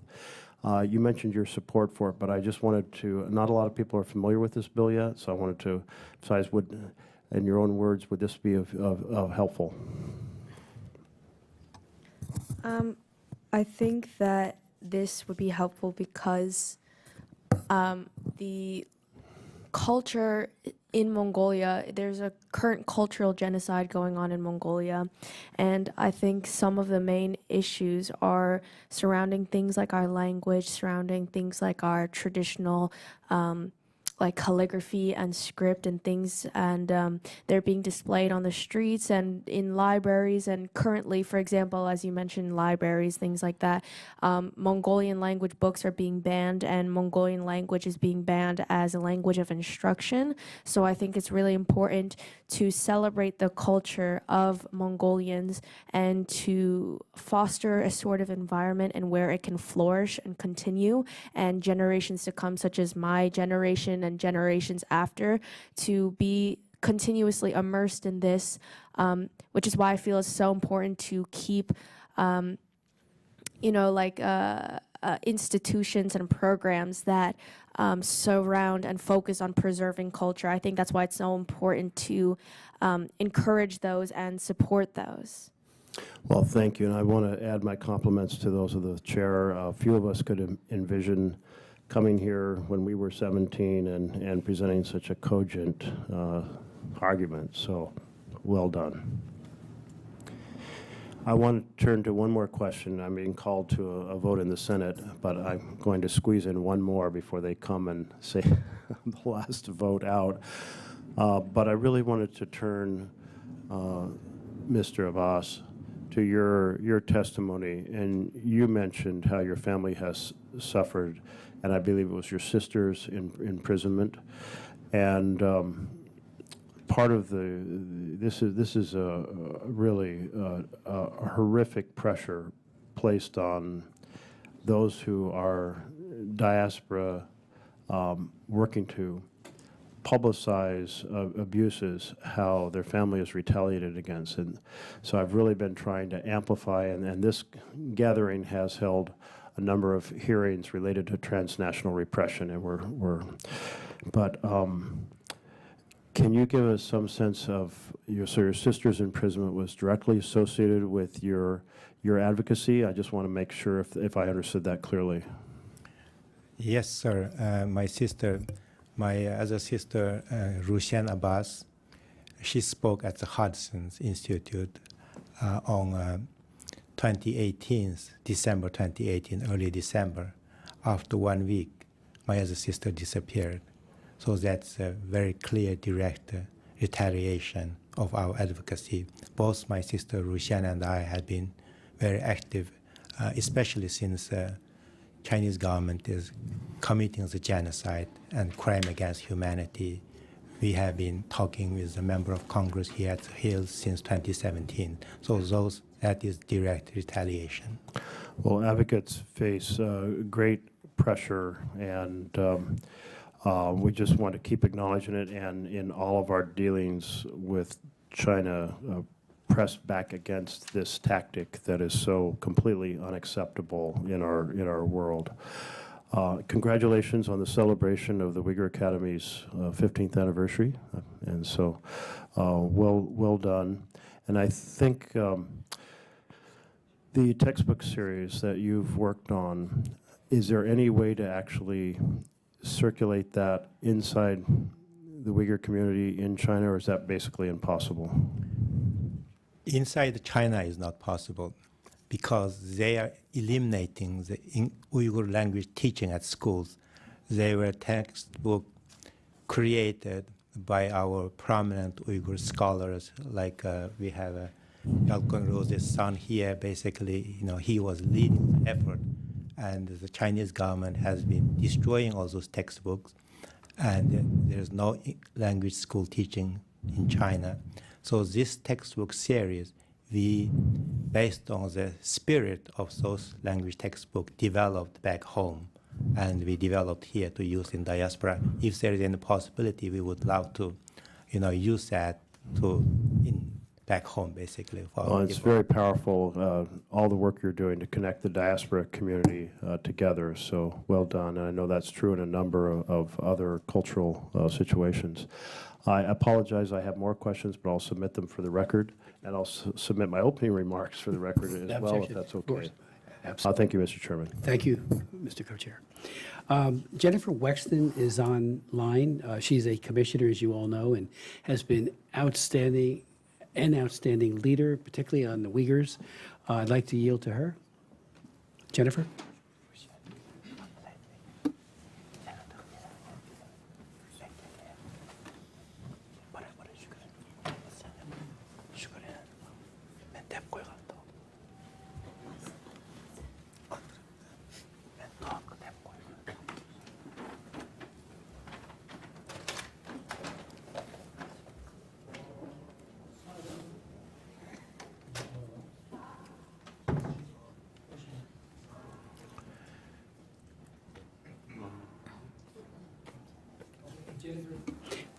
Jennifer, if you have any questions or comments, we'd be more than happy to have you speak. Thank you, Mr. Chairman. Oh, there she is. As members of the committee already know, last year I was diagnosed with progressive supranuclear palsy, or PSP. I describe it as Parkinson's on steroids, and I don't recommend it. PSP makes it very difficult for me to speak, so I use an assistive app so that I can participate and you can understand me. I want to thank the chair and co-chair for allowing me to do so today. The CCP's manipulation of history and suppression of dissent not only affects those within China, but also reverberates through diaspora communities worldwide. Whether through lawfare, transnational repression, or forced assimilation policies, the CCP seeks to erase voices of resistance. The United States has a role to play in preserving these voices and holding the CCP accountable. This question is for the entire panel. Please go one after another. What role can U.S. policies play in amplifying the voices of those documenting and resisting CCP human rights abuses, particularly for Uyghurs, Tibetans, and Southern Mongolians?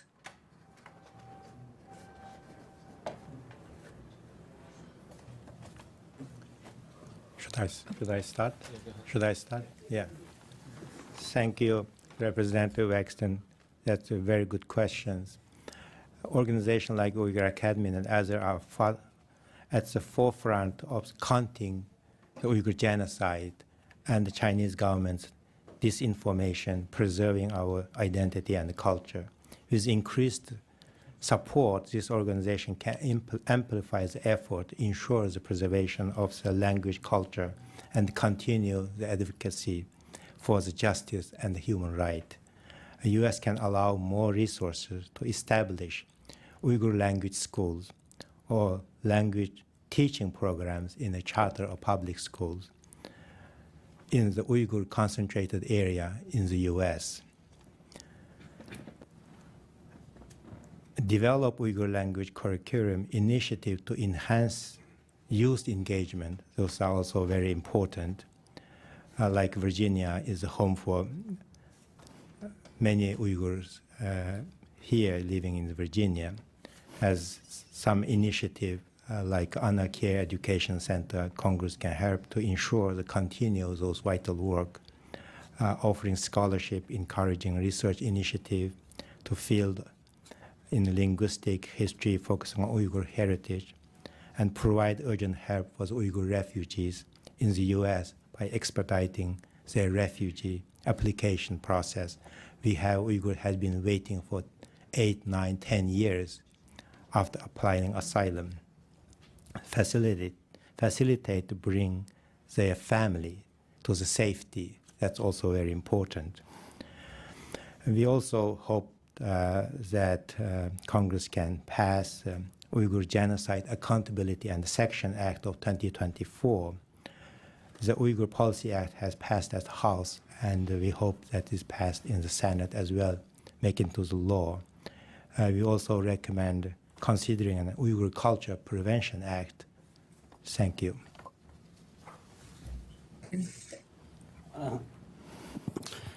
Under the nama jugi chudang region da juni chala da pyo nanglo ne negabla dang zo songchop ja kale khaku shivres and tene songzang dang zo chlo ne dang zo de songchop chasang chi tu du se tene songzang da region da and de gi gyagop de zogi ani ma zogi nobsho ko longba so so ye ding pe nang zo pyo ba de zo le ani ge region jang ya gi mixir gi Dakar so tunjur oram chi na ta ben de pe ma se pen to chen bo yong dus and you what thing dan truly down the down there go ni ma zo la rokjor je to be na ani ma zo pyo nang lo la che ma te ne chilo ne ngo cha sa ati nyam ba me ba song che ya ko che ne and you ma ji ten den ngo pyo la de zo ji sha re and de ngo cha sang be ba bo re jo ji di pe ma se be ke chen bo dus na.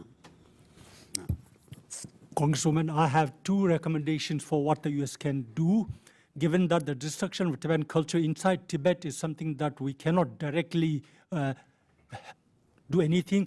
Those of us in exile, we have the capacity and the resources to preserve and promote Tibetan language and culture. And therefore, anything that can be done to help support this endeavor in exile where we have the resources and opportunity, that will be appreciated. Secondly, and in particular, if there can be assistance by the United States to help procure technological equipment, etc., that can enable those of us in exile to continue our work on preservation of Tibetan culture and language and way of life in this new modern technological world. That will be very useful for us in preserving Tibetan language culture and helping to do something that the Chinese government is destroying inside Tibet.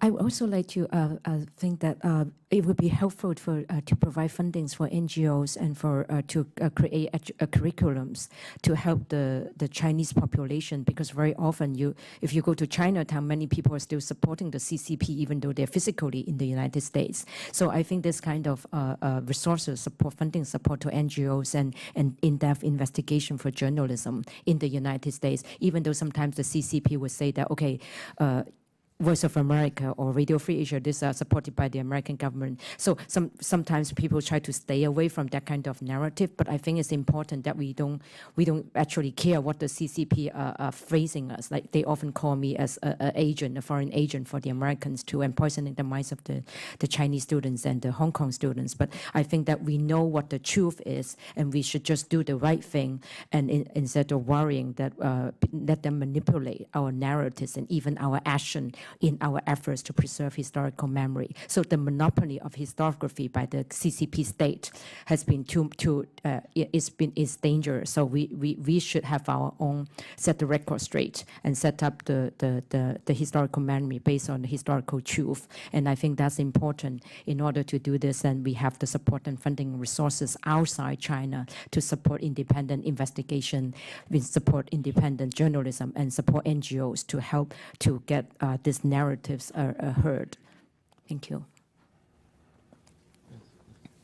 Just something really quickly. I think just the United States needs to play defense here. Needs to be create sort of an arc of truth and history that is not possible inside of China right now. So I do think that, like I said, making sure that the archives, small universities or smaller museums are not afraid or incentivized perhaps through grant programs to preserve or to do exhibits or to do collections or preserve existing ones on all of the things we're talking about here. I think universities can be a great resource here, but I think universities in the United States do face some, there's pressure from Chinese students. They have a lot of connections in China. They don't want to offend Chinese.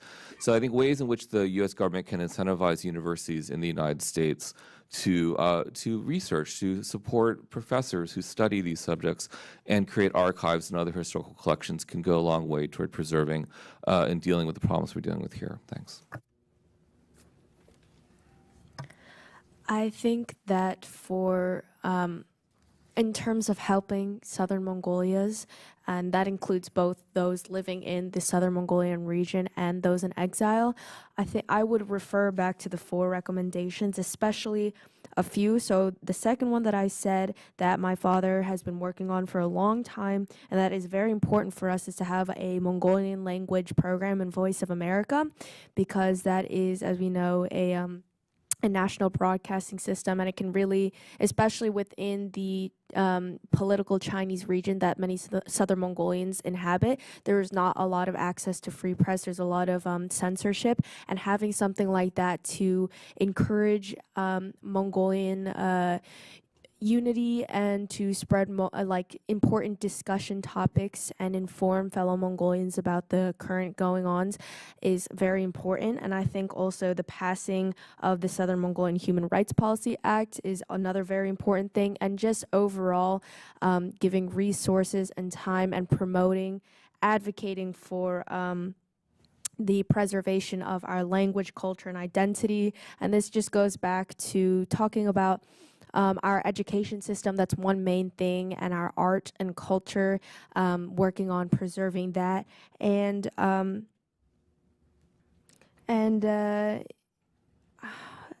just, yeah, sorry, I don't know what I was gonna say after that, but yeah, thank you. Jennifer, any other questions, Jennifer? Mr. Chairman, this is my last commission hearing before I retire from Congress, so I want to say that it has been an honor and a privilege to serve on this panel and work with you all to defend human rights, fight against forced labor, and counter CCP repression around the world. I'd especially like to thank you, Chair Smith and Co-Chair Merkley, for your leadership on these issues, as well as your support of me as I adapted to working and participating in commission proceedings with my diagnosis. This commission has been such a breath of fresh air of bipartisanship here on the Hill for me, and I am especially proud of our work to defend Uyghur human rights. I still remember the first time I sat down with constituents to talk about the Uyghur plight at the Adams Center in my district in 2018. Since then, we passed the Uyghur Forced Labor Prevention Act, and I've introduced multiple bipartisan bills to curb and bring attention to this genocide that I hope will live on beyond my time in Congress and soon be signed into law. It has been one of my great honors as a member of Congress to work with this community to fight back against the CCP's campaign of genocide and transnational repression against Uyghur and other religious minority populations in Western China. There is still so much work to do to protect the lives and dignity of the Uyghur people, and I trust that this body will continue and redouble its efforts next Congress to do so. Once again, it has been an honor to serve with you all. Thank you, and I yield back. Jennifer, thank you so very much, and frankly, the honor is ours. And I know Senator Merkley and I are absolutely in agreement about this. We deeply appreciate your contribution, your leadership, particularly on the issue of assisting the oppressed Uyghur people. You have been outstanding, you've been tenacious, and you're going to be sorely missed. So I want to thank you for that leadership, and again, we will stay in touch with you going forward, because we need your wisdom and we need your thoughts, and so thank you so very, very much. I do have another question. I have several, but I will just reduce it a little bit.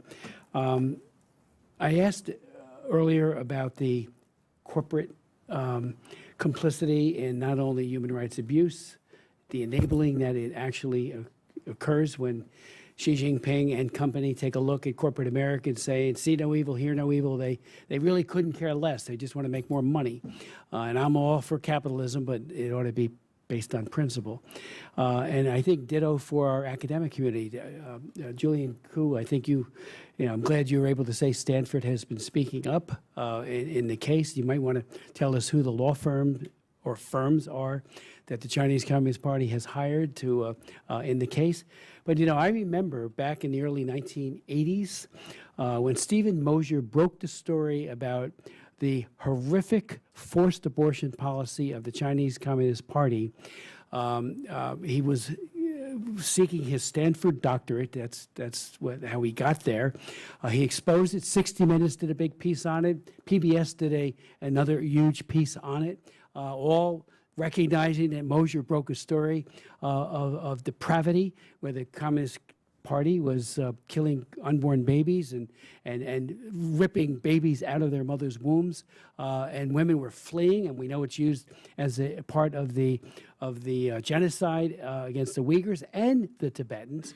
I remember when John Avedon wrote a piece, an op-ed, talked about the rape of Tibet was the name of his piece, and he talked about how just one little child after another was being killed by the Chinese Communist Party to enhance the Han displacement, because if you kill people, you don't have a population anymore. And if you kill them while they're unborn and destroy their mothers' lives in the meantime. Well, Stephen Mosher broke that story, and he was thrown out of the doctorate program at Stanford. Matter of fact, it was so bad, and I raised it repeatedly. I've been here since 1980, repeatedly. The Wall Street Journal did a piece called Stanford Morality and talked about how complicit and how weak they were in not backing up their doctorate candidate who just broke a human rights abuse story because they wanted to have access. We saw a very similar kind of complicity with the Confucius Institutes. I've chaired 4 or 5 hearings on that. We had NYU testify because they've got a very large campus in Shanghai, which I actually went and spoke at. But frankly, in order to have access, they looked the other way with regards to horrific abuse. And while doing that, the record, which you have chronicled and are continuing to chronicle so well, then gets shunted aside. And as I mentioned before, the way Google, I actually, during my hearing, on the big screen in the Foreign Affairs Committee room, 2172, we showed the 2 Googles. If you Googled in the United States and you Googled Tiananmen Square, you got a story that was terrible, which they deny to this day. If you Googled in China using their you got nothing but pretty pictures. And it just, what a distortion of history and reality. And I don't think they've learned their lesson, many of our corporate leaders, and they continue to flock just to make money to Beijing and to Xi Jinping. So if any of you want to speak to that, because I think that distorts the historical record, because things that never get recorded, and you're doing it to the best of your abilities, it just never gets, but on the Confucius Centers, there seems to be an awakening occurring among our colleges and universities. We invited several to testify at our hearings. Some wouldn't come. Say, what are you doing? This is soft power on the part of Beijing. And it also is a way of going after their diaspora. One other thing, we have a bill that passed the House, bipartisan, called the Keto bill. It deals with the 3 missions of the Chinese so-called economic side in San Francisco, New York, and Washington. It passed overwhelmingly in the House. We can't get it out of the Senate. It's being blocked by the Senate Foreign Relations Committee as we meet here today. And we know some people in the State Department don't want it, which I find, here they are. They're using that as a way of affecting, and I would say malaffecting, the diaspora here in the United States. They track them, and do all kinds of, and we saw it at APEC, at the summit, when they were organizing the anti efforts, against the human rights activists who were trying to really make a difference there. So, and one final thing, Dr. Munlam, part of that history has to be the history of torture by the Chinese Communist Party, which, Manfred Nowak, the Special Rapporteur for the UN, and others have chronicled. But we've got to keep that front and center, If you're arrested, you're likely to be tortured. If you're a political religious prisoner, you will be tortured. And it's I mean, the chair, we've had hearings on the chair, the infamous chair employed by the Chinese Communist Party. I mean, they've perfected means of extracting hurt. We had a woman, as you know, and our next Secretary of State, assuming, and I think he'll get confirmed. He and I had a hearing, but he was chair, I was co-chair then. And we heard from a woman who talked about, she was a Uyghur, and she was being tortured, and she kept saying, why are you doing this? And they said, because you're a Uyghur, because you're a Muslim. And that's why they were torturing her, putting things, indescribable tortures being done to her. We had a Buddhist monk, Paulden Gyatso, who I invited to one of our hearings years ago, and he was stopped by the police here, you know, the security, the Capitol Police, because he brought a cattle prod to show this is what they do to us when we're in prison. So I had to go down, and we got him through the security, and I said, you know, he's showing us what they do with this cattle prod, and this is Xi Jinping and his predecessors that have done this. So again, as the chronicling of history occurs, let's not forget, and I know you won't forget because you don't forget, just how the torture that is unspeakable, that is Nazi-like by the Chinese Communist Party. You know, we love the Chinese people. They deserve better than the Chinese Communist Party. And again, you guys, you ladies and gentlemen are doing an amazing job in doing that. So I think Dr. Rabas wants to say something. Thank you so much, Congressman Smith. As you said, we have live witnesses from those, the torture, the camp survivor, the testified. I think we probably have testified here at your commissions number of times. Basically, that's, you know, that's what the ruthless, the CCP is. With regard to the U.S. company, they're continue conducting business. They're ignoring the ongoing Uyghur genocide, and they're aiding spread of misinformation. That's because the Chinese government has very powerful propaganda machines, and the disinformation, you know, long arm has been in the U.S. using our platform, the Facebook, the X, you know, the social media. I think it is essential to support educational campaign. For example, they also have a very long arm in the university, as you mentioned. Right? Uyghur Academy, since 2017, we have been organizing the conference and educating. For example, we had at Columbia University, at Harvard University, at Yale, Indiana University, George Washington universities. You know, we have been doing that. Basically, it is essential for the Congress to support and enhance the educational campaign to raise awareness about the plight of the Uyghur people, about the genocide, so those companies can hear, the universities, students, the professor can know firsthand from us. Thank you so much.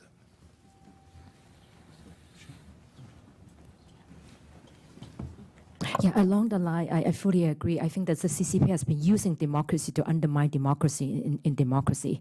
So on campuses, and we saw that all the time, and students are living with fear. And for faculty members, I think people like me, the better you are with your job, the more possible that you're going to lose your job. And it's the same for journalists, because you cannot get access to the to China, and then you cannot get work visa as a journalist, as a scholar. So they are making this like it's conflict of interest. You study China, but then the Chinese government controls whether you can go into the field, whether you have opportunities, you can work with the students from China. So this is conflict of interest, but then they control all of this. Number one, using democracy to undermine democracy. Second, we are in a deep dilemma. The better you are with your job, you are going to lose your job and pay a personal price for those that's originally from mainland China. I think not until the day that we can speak without, we have human rights, we can speak without fear, we can write without fear. We don't have to worry about like me, if I teach well, then I am going to have face consequences, personal, professional. Until that day happen, that I think the CCP is going to control us. So the only thing that we can do, I think, in the United States, number one, please preserve and protect your democracy. To set up a good example, in 1989, the reason we took to the street was we were inspired by the liberty and democracy of the United States. That's why we set up the statue of the goddess of democracy in Tiananmen Square when the tank come in and then crash down. So I hope that we would have a strong democracy here to show. Thank you very much.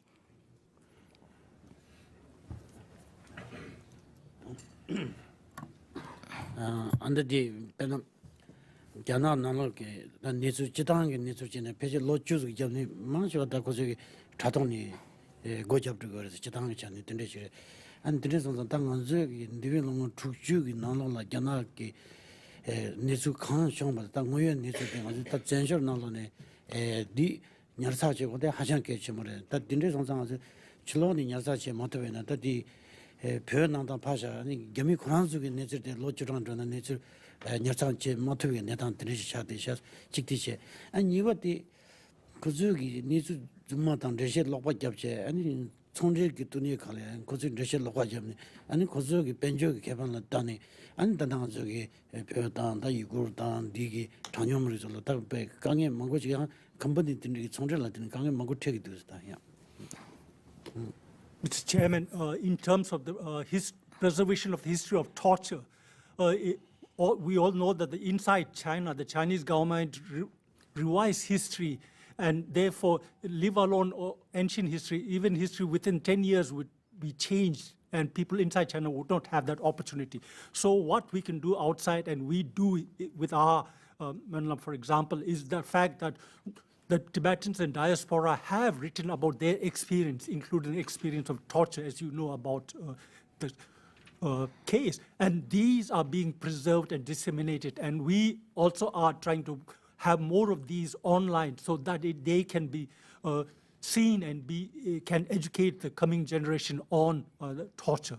That's the fact. Secondly, I also agree with you that corporations in order to gain access or for fear of the Chinese economic leverage tend to go after Chinese disinformation and therefore create situations outside. And these, for example, those of us also working on Tibetan language and culture outside also face problems with these corporations because of Chinese disinformation that they tend to be believing either because of disinformation itself or because of economic leverage. Just let me add one final thing. When President Bill Clinton invited Che Ha-tian, who was the defense minister for China, to the White House, gave him a 19-gun salute. Here was the man who was the butcher of Beijing. He ordered operationally the killing and the maiming of many, many of the greatest democracy activists and the imprisonment of others. He went to the Army War College while here for about a week and said, nobody died at Tiananmen Square. Now, I read the People's Daily in English. It was all over, in their media, how he's taking Washington by storm. So I put together a hearing in 2 days. We had people who lived it. We had a Time magazine correspondent who was there at the square. We had a People's Daily reporter who tried to report and went to prison for it and finally got out through a way that was just amazing and came to freedom. And they all bore witness. And we invited Che Ha-tian to come and testify, or anybody from the Chinese embassy. And they didn't send anybody. He certainly, so we had an empty chair. But it was a reminder anew that how brazen they are, that they can lie in the biggest of way. The bigger the lie, the better. Again, Nazi-like, because they were always about the big lie. And so many gullible people just buy into it. Again, I don't know why Bill Clinton had him there. It was terrible. He delinked human rights from trade on May 26, 1994, which was a terrible misdeed on his part. That's when we, in my opinion, lost China. And I'm not being partisan. Others have been not as weak, but weak who have sat in the White House. But Che Ha-tian, here he is, the guy. He should have went to The Hague for crimes against humanity. and he gets fed it at the White House. So why are we in disbelief that they think that they can market lies ad nauseum, and they're bought hook, line, and sinker by a gullible media, and certainly by the corporate types and many, many politicians. So that hearing was so telling to me. We had these great people, including students, testifying. Again, at great risk to themselves and their families back home. But they said the truth had to be told, the record had to be clear. I'd like to yield to Commissioner Nunn and thank him for his leadership, because it's, and for winning in a landslide. Well, first of all, Chairman Smith, thank you very much for bringing in this group. I appreciate this being not only a bipartisan effort, a bicameral effort, but also bringing in elements of the executive administration for a comprehensive whole-of-government approach in addressing what China has perpetrated not only on its own people, but around the world. Look, we have long known that Xi Jinping and the Chinese Communist Party will never fully give us the truth about practically anything. But alternatively, Xi's regime is reaching back in time to actually shift the narrative of its own rise to power and changing history before us. We need only look at what happened on the 35th anniversary of Tiananmen Square to see how China censored its own people yet again, 3 decades on, eliminating things like Tank Man, continuing to perpetrate the big lie, as you noted, Mr. Chairman, that no one perished in Tiananmen. In 2021, China's cyberspace regulator launched a top line for reporting of any harmful information involving historical nihilism, meaning that that level of free speech couldn't even be discussed within China. On the world stage, the CCP continues to deny human rights and violations against Uyghurs, Tibetans, Mongolians, and others. The CCP subversion of historical and public discourse surrounding sensitive events shows that they not only will go to any length, but they will literally try to rewrite the history books of a country that is thousands and thousands of years old to meet a present-day desire to have a narrative in their favor. But through the works of communism and their efforts to subvert this, there are heroes, particularly those in front of us today, those serving on this commission, the people who have been brave enough in the diaspora community to stand up for what we know to be the rich history that is the Chinese people. We can counter these efforts to ensure these important facts and a future for China are not erased today.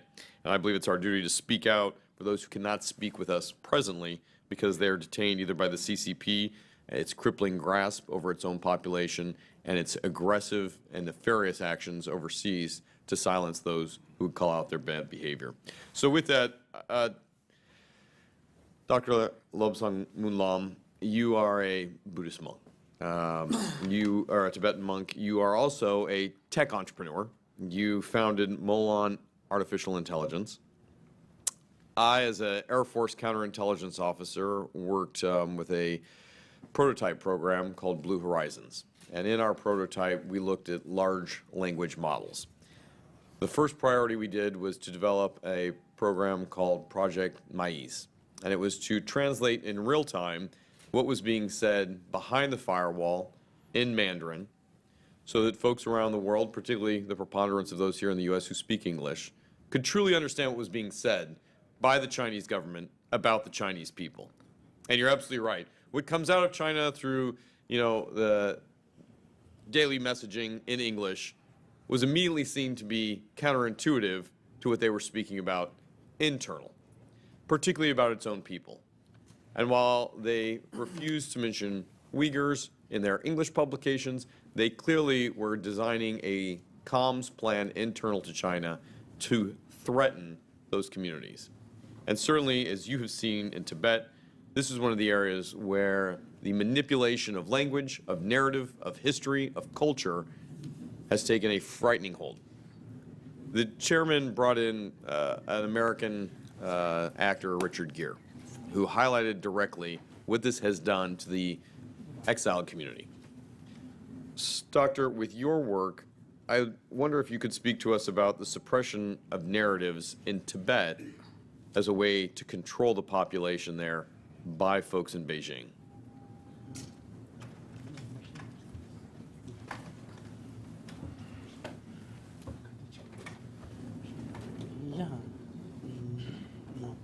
Thank you. Thank you. Yeah. The Kuzuki Gemi, the disinformation, nobody, the Kuzuki, long Tongraki, Yamyo, Yodanishers, and Dela Deni, Pernanola Kuzu, Chigni, Kuzuki, Pavaki, Mizumash sort of Tagiers, Gana and Gana, Mizumash Zone, and the CCP Karishago and Denian Tomiche, and the Manyaman, the Javan Mutani, the Dinik Novala Ten and Tanakozuki, the Karishavan and CCP Karilam and Yangi, Kanda Tiki Trundi. Mi yako mejo, samno yako tamajingi. Pena nganzogi, pena nalo ni miti utu ni ta tsawala ta nyingbo mewa toni ta ko chebi na ani pena randu mesa tan susu segi ores. Ta gyami diso tawo jine yang kuzogi chetan loga jigi chene ani susu ki tsawa ta jendo mewa na nyamdu lobchu ta mi mango seche pena dindi resirwa. Ta kuzogi tandagi gyami ki samlo lepa de chazan Kuranzuki CCP ki rodan teta kanda chikpa chikchan chik soni ani anzuki pyobasangi mingzamma to zawani mewa soya ta tirisa miyute an tindri sonsan ta anzu di chilola sonshab yakho chego cheto ta nuba cheshu tengando ina di technology tungyos an di cheba na jami ki anzu zawani pyogiri chun zami siri zawani sotuku maris ta ya. The Chinese government is trying to change the narrative and to stop the real history from coming out in two ways. First is by censoring those who can really tell their stories inside Tibet and not being able to speak true to their power. Secondly, they have a knowledge of disinformation going back to many years, and so they have that experience of the impact of disinformation for their political agenda. And what they do is they create fake Tibetans in whatever way who will voice what they want to hear and what they expect to hear out of that. And that is something that we need to understand. And those of us in exile, we try to sort of alter that situation by using modern technology, modern ways or means, to the best possible way in which we can provide the reality of the situation. If I can follow up on that, because you've identified two things I think are really important here. One, limiting who can speak, and two, driving their own disinformation campaign. Dr. Malan, you've also led your own resistance, as it were, to preserve Tibetan language, history, through your own artificial intelligence program. Can you tell us how you've done this, and is it being successful? Yeah. Benang anzuki, molam LLM dela anzuki, zote kazan anzuki, puyuki dep tingasiki, sabichani, lobjan tebresro.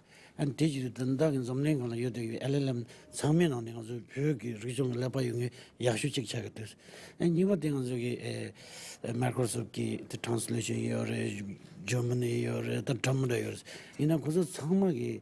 인지기 단납쇼기 삼노티 실라샤베 벽에 region 때 심마마도 수수기 region 엄마들 이 제도면들서 엔 된데선사 당 한수기 수수 region 엄마 용이 급자 마시 된데이 벽에 LLM 첨부지 서비너스 디 간나마고 수직기 돌마타베다 아니 디기 한수기 이게 냐와서만 미기 트라던 region 다 컨디는 냐사치 다 미럽 주만 한수 벽에다 약슈레스 엠페나 안서 달리라마 AI 당가지던도 소야 판득이 요소로 근데 선사 단 점링 디간라야 판도 첨벌에 응아주 벽이 가서 그러다 섬노당 따와 문트는 내고는 다 수케치 주셨어요. I've been mindful of this issue, and therefore in two ways we have been able to work on this AI introduction. First of all, we have a collection of 50,000 Tibetan books in LLM, which may be by far the largest resource on Tibetan, things Tibetan within throughout the world. And that is a resource that will continue to help and use and expand. Secondly, there are online translation facilities, whether it's Microsoft or anything. But the weakness of these are that they are not born out of Tibetan cultural background, and so they don't have that understanding, knowledge of what comes beyond culture when we do this translation. Whereas we at Mongolian AI have that opportunity of our background in it, and that can enable us to work it. with these things, we are currently now working on the Dalai Lama AI, which will also help on this. These are ways in which we are able to work outside of China, where the Chinese government cannot stop us, and we are able to do this. Within Tibet, within China, they cannot do that. Very good. Doctor, I want to applaud you, first of all, for developing this. Your career of sacrifice and service goes a long ways, not only to preserving your heritage here, but to being able to ensure that it can survive on well into the future. It's also a best practice. It's something that we should take as a playbook model to other communities who also need to be able to preserve themselves in the front of what is happening by the CCP to stamp out an entire national history. I'd like to speak to the next generation on this. Ms. Togochog, you are a Mongolian diaspora who has come to the United States. You have seen your history through your family, through the practices that you're having, but even far, far away from China and Mongolia here in the United States, I wonder if you would share your experience on how you've been able to, A, learn about your history, preserve it, and then maybe share with us how the Chinese have even targeted you here far away from Beijing. Well, it's, as I said in my testimony, it is very difficult to preserve Mongolian culture here, especially my family likes to say we are a minority within a minority. To begin with, there's not many Mongolians in New York or the East Coast alone, and let alone considering that there's even less Southern Mongolians. So it is a bit difficult, and growing up, I learned Mongolian, but over time, it's a difficult struggle, or like a difficult juxtaposition being both Southern Mongolian and American, because as I attended school, my older sister, her mother tongue was Mongolian, so she had a difficult time making friends, and therefore English had to become our primary language, and over time we lost that aspect of our identity, which is just really it's really unfortunate because it's such an important and like keystone aspect of a cultures.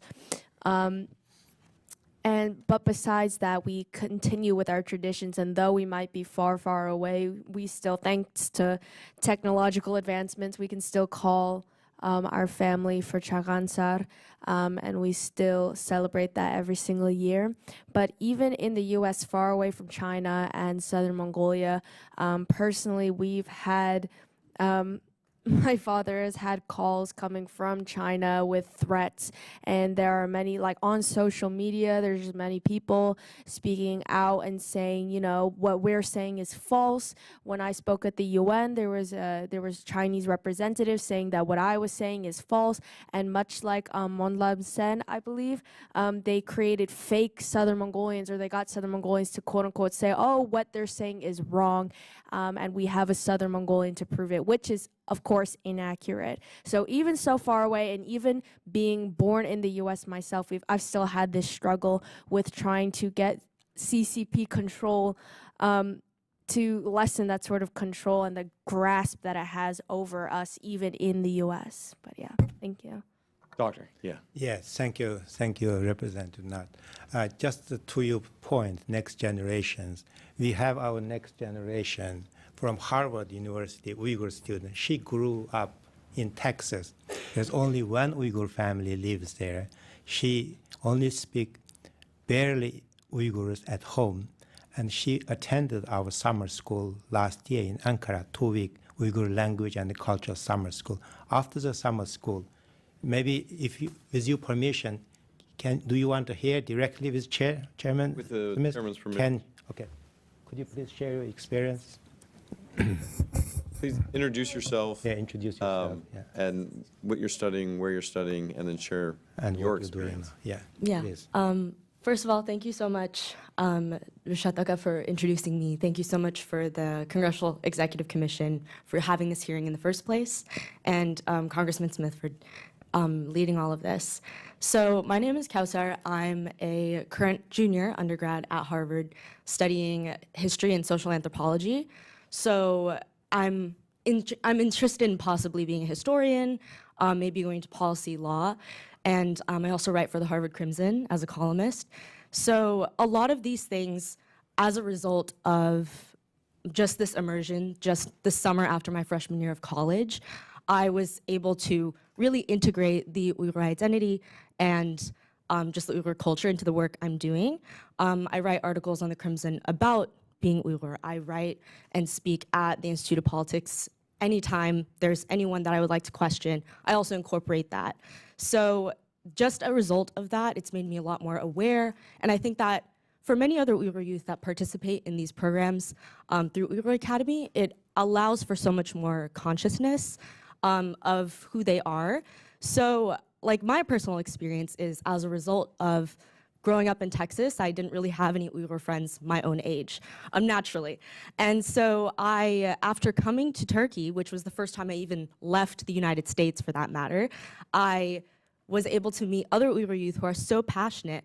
And as a result, we do so much activism together. We've traveled to Turkey together, doing so many other projects. And I'm currently working on an Uyghur organization called Rawan Mentorship, where we, as Uyghur youth that attend schools like Cornell and Carnegie Mellon and MIT as well, we've kind of come together to mentor other Uyghur youth to be able to achieve academic and professional success while also embodying the Uyghur identity in their work.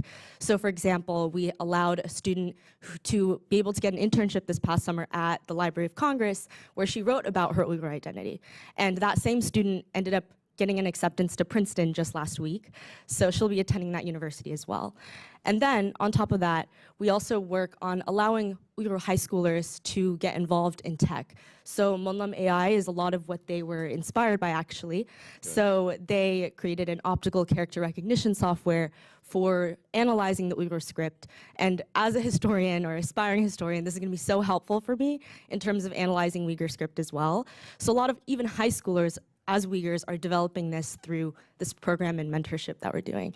So a lot of this work would not have been possible without even being able to go to this and having this awareness of my people's history, my people's culture. The basis of why I study what I study is to pay homage to the Uyghurs who are detained, the Uyghurs who are in concentration camps, simply for studying and writing about things as simple as, or not even simple really, but something as vital to Uyghur identity, such as shrines or mosques, and all of which have been obviously demolished, but the scholars that studied them are now behind bars. And so it is for them that I do the work I do. And thank you so much. Thank you, Erasure. Yeah. Just with that, this is a program supported by USAID and USIP. We did that last year in Ankara and also this year in Istanbul. However, we don't know next year we're going to have fund to continue this program. So to your attention. And in terms of artificial intelligence, the current modern technology, we also, to your point earlier, we, Uyghur Academy, also initiated to collaborate with an AI company, basically. We started giving them digital books. We have thousands of Uyghur language textbooks, books, basically, in diaspora, many in Turkey. And however, this company was going to collaborate with us. They changed the leadership. Now they become quiet. Yeah. So we, again, need continued support. Thank you. Thank you. First of all, to the next generation of great leaders who are going to carry not only your family's history, your nationality and cultural history, your language, the very essence of who you are, whether it be Uyghur, Mongolian, Tibetan, Taiwanese. Learning from each other, working and executing is a huge aspect of this. Also working to counter the false narrative that is being provided. And this is where I, Mr. Chairman, really look towards that of what we can do in the artificial intelligence space to be clear when a counter-narrative comes out from the CCP, to be able to confront it with fact, to be able to be timely about it, and to be able to provide air support back to those who are on the ground in and around China. I will end with this and just say there has to be an opportunity here to recognize that it is not China alone. It is who China is able to bully. And it's not just the existing generation, the next generation. It includes some of our tech companies who also need to be bold in this, to be able to stand up and not feel pressure from Beijing to not support the type of innovation, the success, the AI that has been able to provide truth in the face of overwhelming opposition. But just like Tank Man in Tiananmen 35 years ago, it takes each one of you to stand up to an overwhelming Chinese repression system to make sure that these individuals and your future voice continues to be heard. So I salute you on that. This commission continues to stand with you. Thank you very much for being here today. Thank you. I yield my time, Mr. Commissioner. Thank you very much, Commissioner Nunn. Let me just thank you, Kosar Yassin. Thank you for your very fine intervention. Your comments are fantastic, off the cuff. If there's anything else any of you would like to add before we conclude, I just want to underscore that, the commission, and thankfully it's in a bipartisan, bicameral way, and with the executive branch, we really have to redouble our efforts. The Chinese people deserve better than the Chinese Communist Party. And, injustice need not be forever. And as you continue to speak out, as you do so eloquently for those who are at risk by chronicling the history and making sure it's accurate, you really do a huge service to humanity. And so thank you, because it's hard work. I'm sure it's very hard work, but you're up to it. And, I was thinking as Dr. Manlam was talking about, his 50,000 book collection, Thomas Jefferson was the beginning of our Library of Congress when he donated his books. Books are extremely important, accurate books in chronicling of history. So thank you so very, very much. But if there's anything else any of you would like to add before we conclude, thank you so much. The Commission's hearing is adjourned.